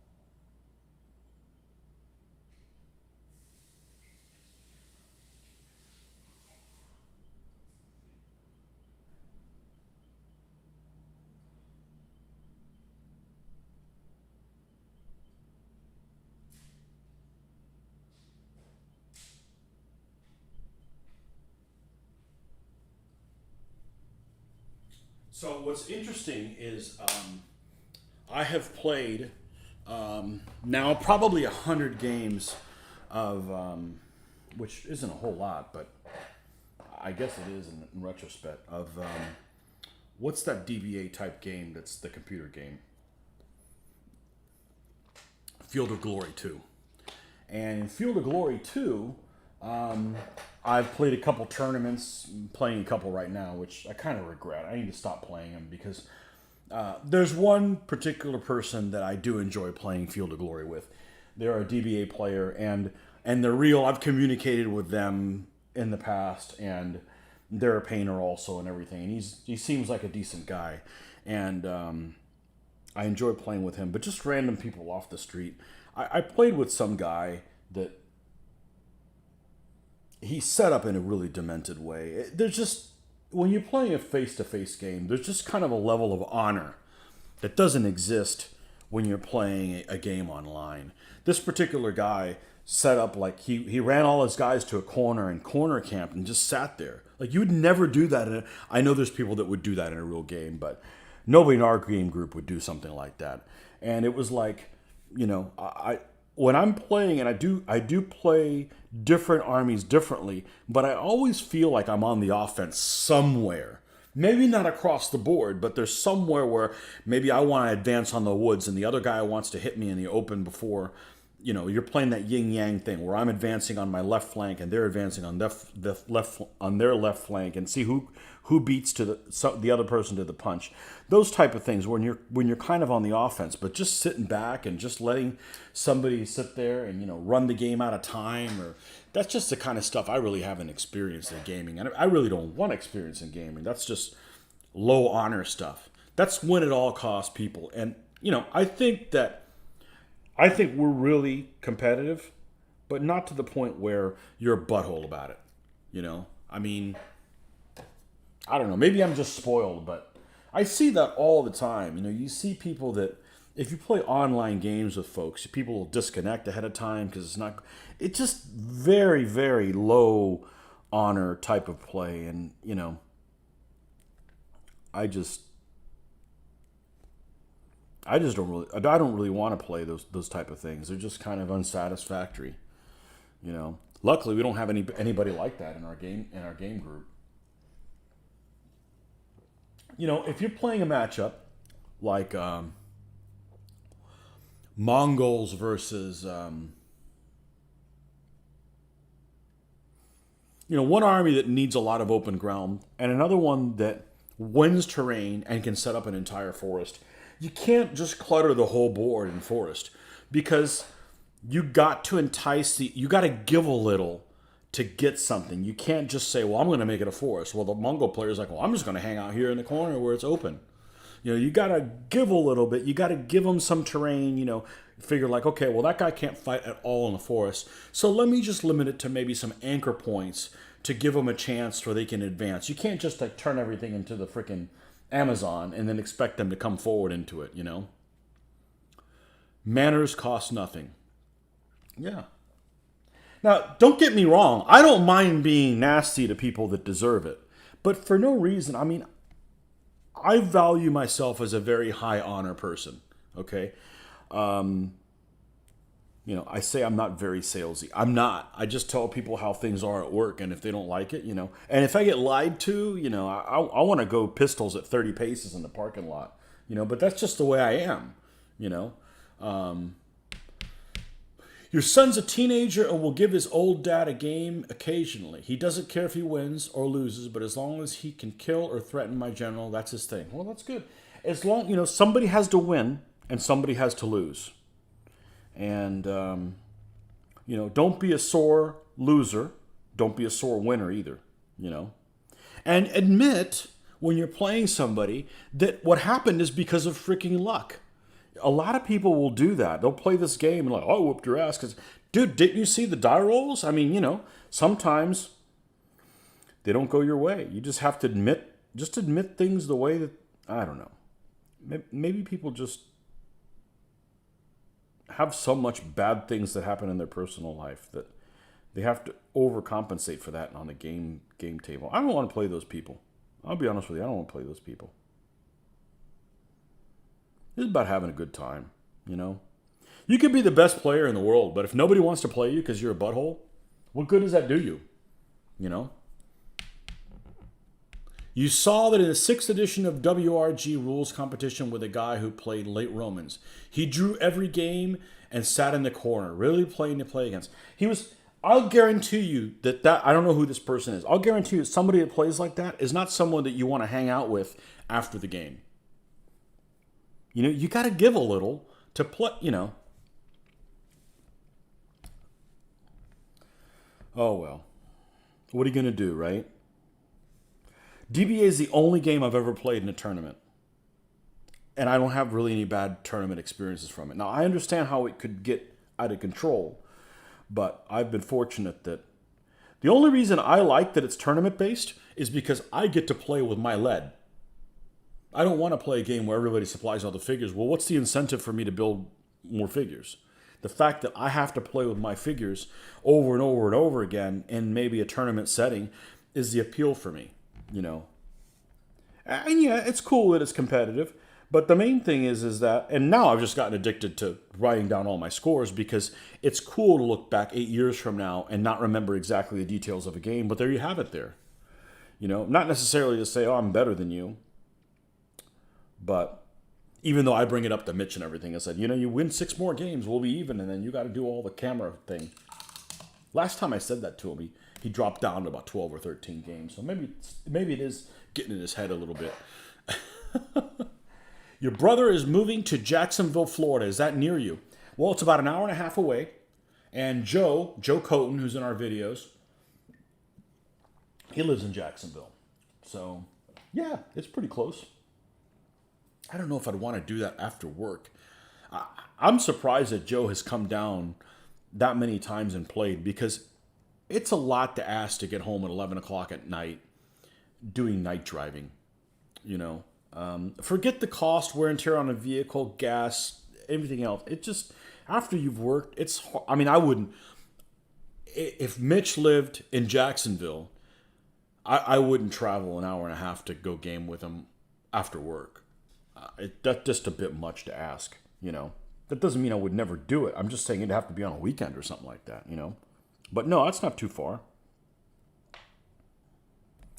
That's not too far. It'd be a lot closer if we had a decent highway between the two, but it's got to go through a bunch of like podunk little towns and speed limits and those kind of issues. You know, it'd be a lot closer if it was, you know, an interstate or something between the two cities, but we don't have that between the two. But yeah, Joe comes a couple times a month. Of course, he doesn't have any kids.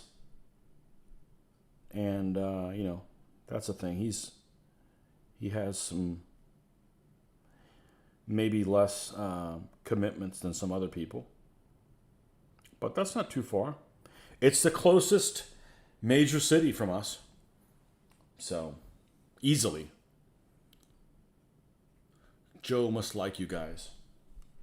So I've known Joe a long time, but he didn't get into DBA until recently. And I think, I'm not going to put words in his mouth. And maybe he's wrong. He can always correct me. He watches. He's the only guy in our game group that watches these videos and occasionally comments and paints during them. He's the only one of our group that paints. I've known him a while. I've known him for, I'm going to say 20 years, maybe 15 years, 17 years, something like that. He didn't get into DBA until like 5 years ago. And I'm not going to put words in his mouth, but I will. I think that he realized how often we play and how much of a good time we're having. Because he did watch our games for a couple of years before he ever got the itch. So he realized, even though the game's not perfect, and it's not his period, because he's mainly a naval wargamer, which, you know, I've played, I used to be a massive naval wargamer. Never played games with him, but still. I think he realized how much fun we were having and that he paints an army and gets to use it so much over and over again. It's a good return on investment that he just bid on it and he's kind of hooked. I really think that our group has like the best freaking attitude that I've ever seen. And my original buddy Jeff, that he's not here in town anymore. I wish he was. He would be another great addition to it that he could play. And I just think that we just have a hell of a good time. We have a hell of a good time, as it should be.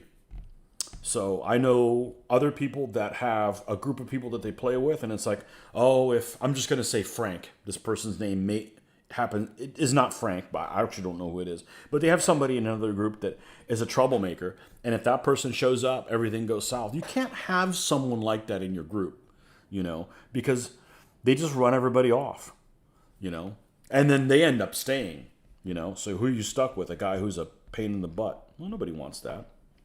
Except the pain in the butt person. So, yeah, I'm really fortunate, but, if our group turned into a bunch of buttholes, I'd stop gaming with them. Or we just do painting shows or whatever. And a lot of it is what you bring to yourself. You can't expect everybody to play fair and then you end up being the cheater guy. Okay? It's not going to work. You need to hold yourself to the same rules you want other people being held to. That's just common sense to me. But I don't know. That's my philosophy. I always have a different lesson every day. You never know what we're going to end up talking about. But yeah, we're real fortunate. We don't have any stinky people. That's another thing. Those of you guys that stink, dude, you got to shower every day and put freaking deodorant on, okay? I don't get this. Well, I ain't got time for it. Or you're a human first, gamer second, okay? So I don't play with no stinky people.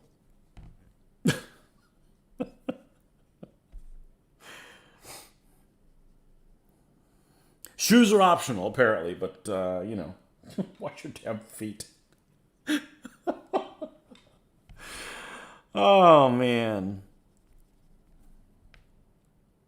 A lot of it is, you gotta have a good attitude about it, and then you gotta hold everybody to the same attitude. And when people realize that, oh, you're gonna play with these group, you gotta kind of follow the rules. Well, that's not for me. Well, they don't show up again.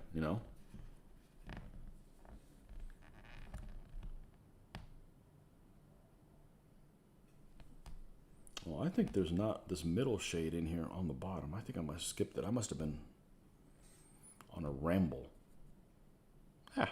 It's forgiving. Come back and fix that right now.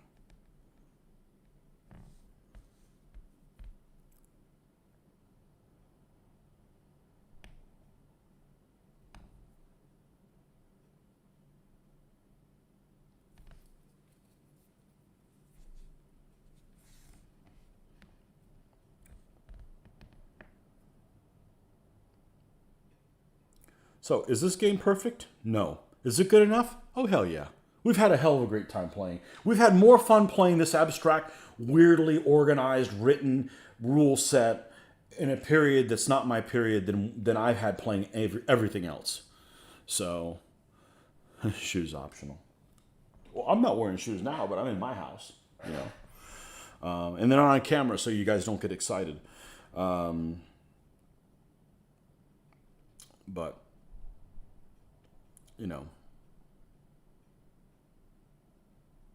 yeah, we have a good group of folks. And it took a long time to get them. I mean, I've lived in this town since 1981. I have been a gamer since about 1986 consistently. And everything was good from like 86 to 1991. And then 1991 till 2010 sucked. Absolutely freaking sucked. I had some people that came and went, maybe a span of like 2 years or whatever, that things were good. But since like 98 to 2010, it just absolutely sucked for historical gaming. So let's hope that doesn't happen again. But I think that if we stop getting together to game, I would stay motivated to continue doing this because of stuff like this filming and this channel and going to conventions and talking about the hobby and stuff like that. I would probably still stay interested in it, but obviously we don't want that to. we don't want that to come to fruition. But I live in a town that is extremely transient, where people don't stay. They come here to the University of Florida and then leave. And, there's not really any jobs here for people to migrate to after they're done with college. People that do come here for those jobs are in the medical field usually, that have no free time. Or, again, a lot of people aren't really interested in this kind of stuff. And, it's hard to latch on to folks, but...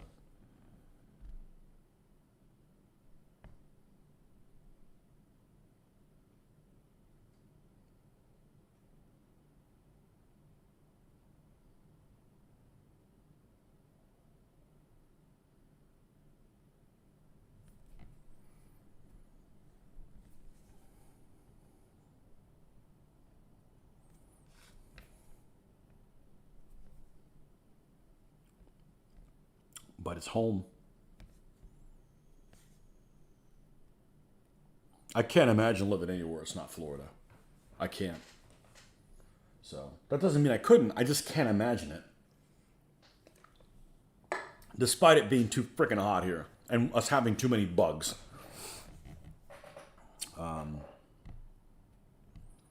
There's some places I'm just not going to, I'm not going to be like, hey, I'm going to go move to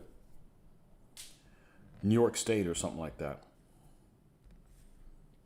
Hell no.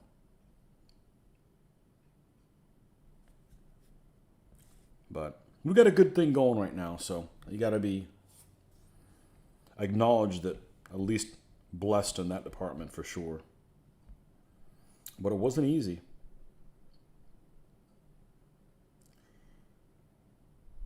Ran a Mitch at a hobby store when this game group was meeting that didn't do any historical war games. They didn't do any historical anything. And Mitch came from that background. He was in town and decided to try it out. And he was hesitant to do DBA. And then he realized how often I'm playing and how much of a good time I'm having. And I guess he just gave in. But the rest is history. But I'll admit, I have a hell of a time when I'm playing war games. I love it. It's in case you couldn't tell. I have a hell of a good time. Otherwise, I wouldn't be doing it. So, all right, let's see if we can clean this up some. It's looking kind of messy here. It's mainly the angle I'm having to hold this thing at.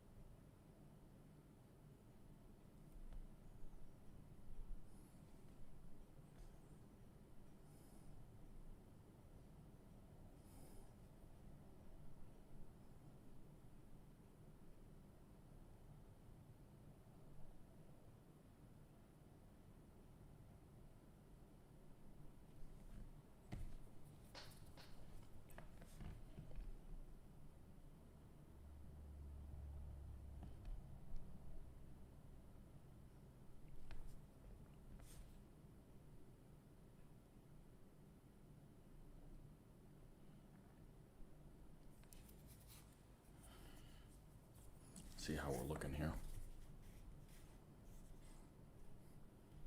I may end up making these little rivets. I'll call them rivets. There's another name for them. which escape me right now, in like a brass color or something like that. But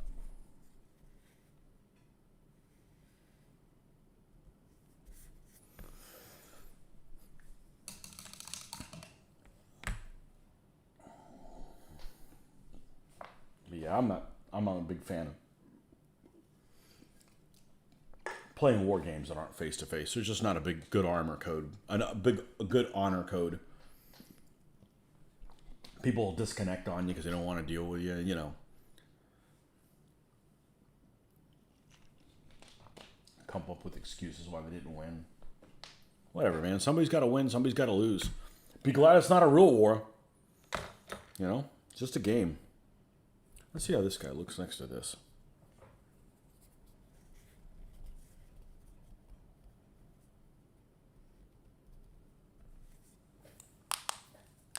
Let's do the little tippy top there.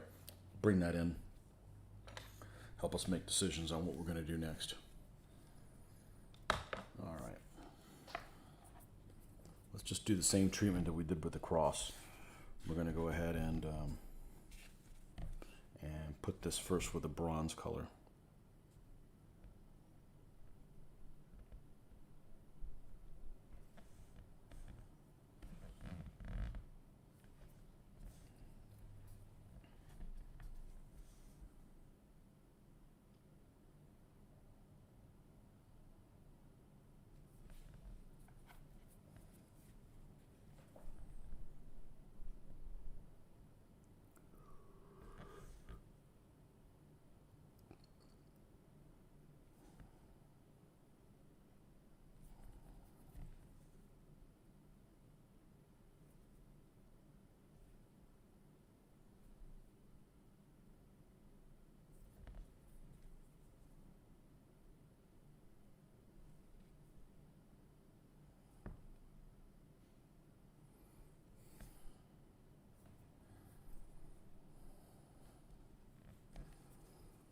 And a mid gold color.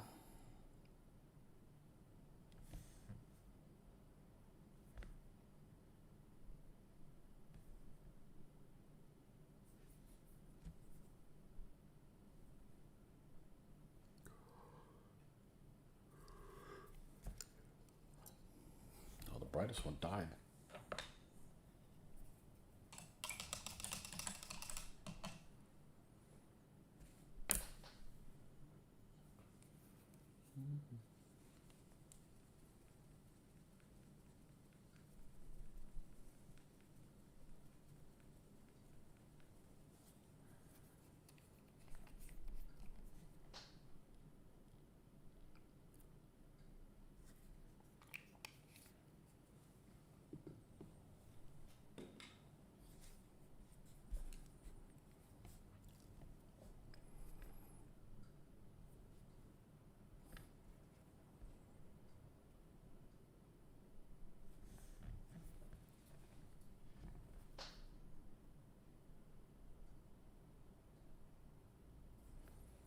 And I got lunch plans in about 15 minutes.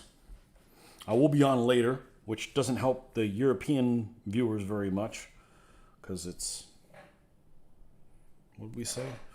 Early evening right now. We'll try to get back as soon as we can.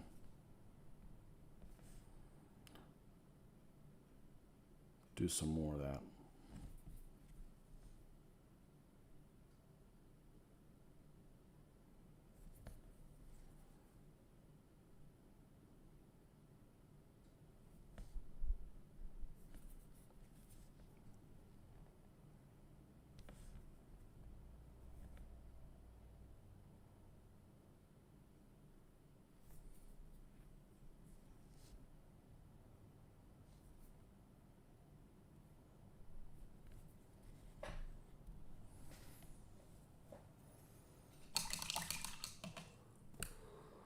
Now let's see.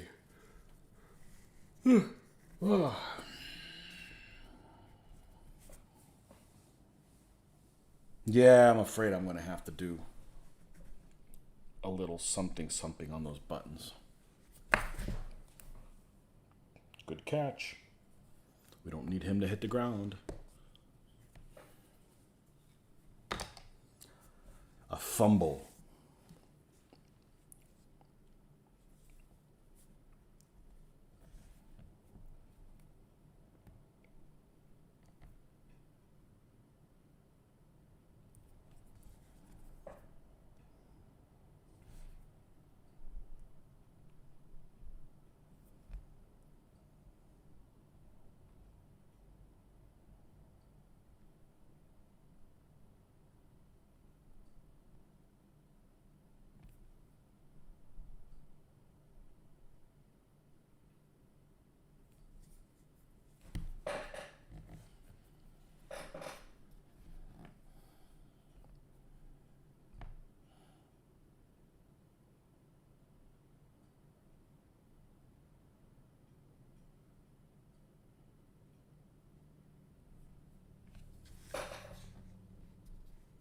I think that's better. I think that looks better. See, can we trust you to come over here and not try to fall off? Yeah, I think that's better.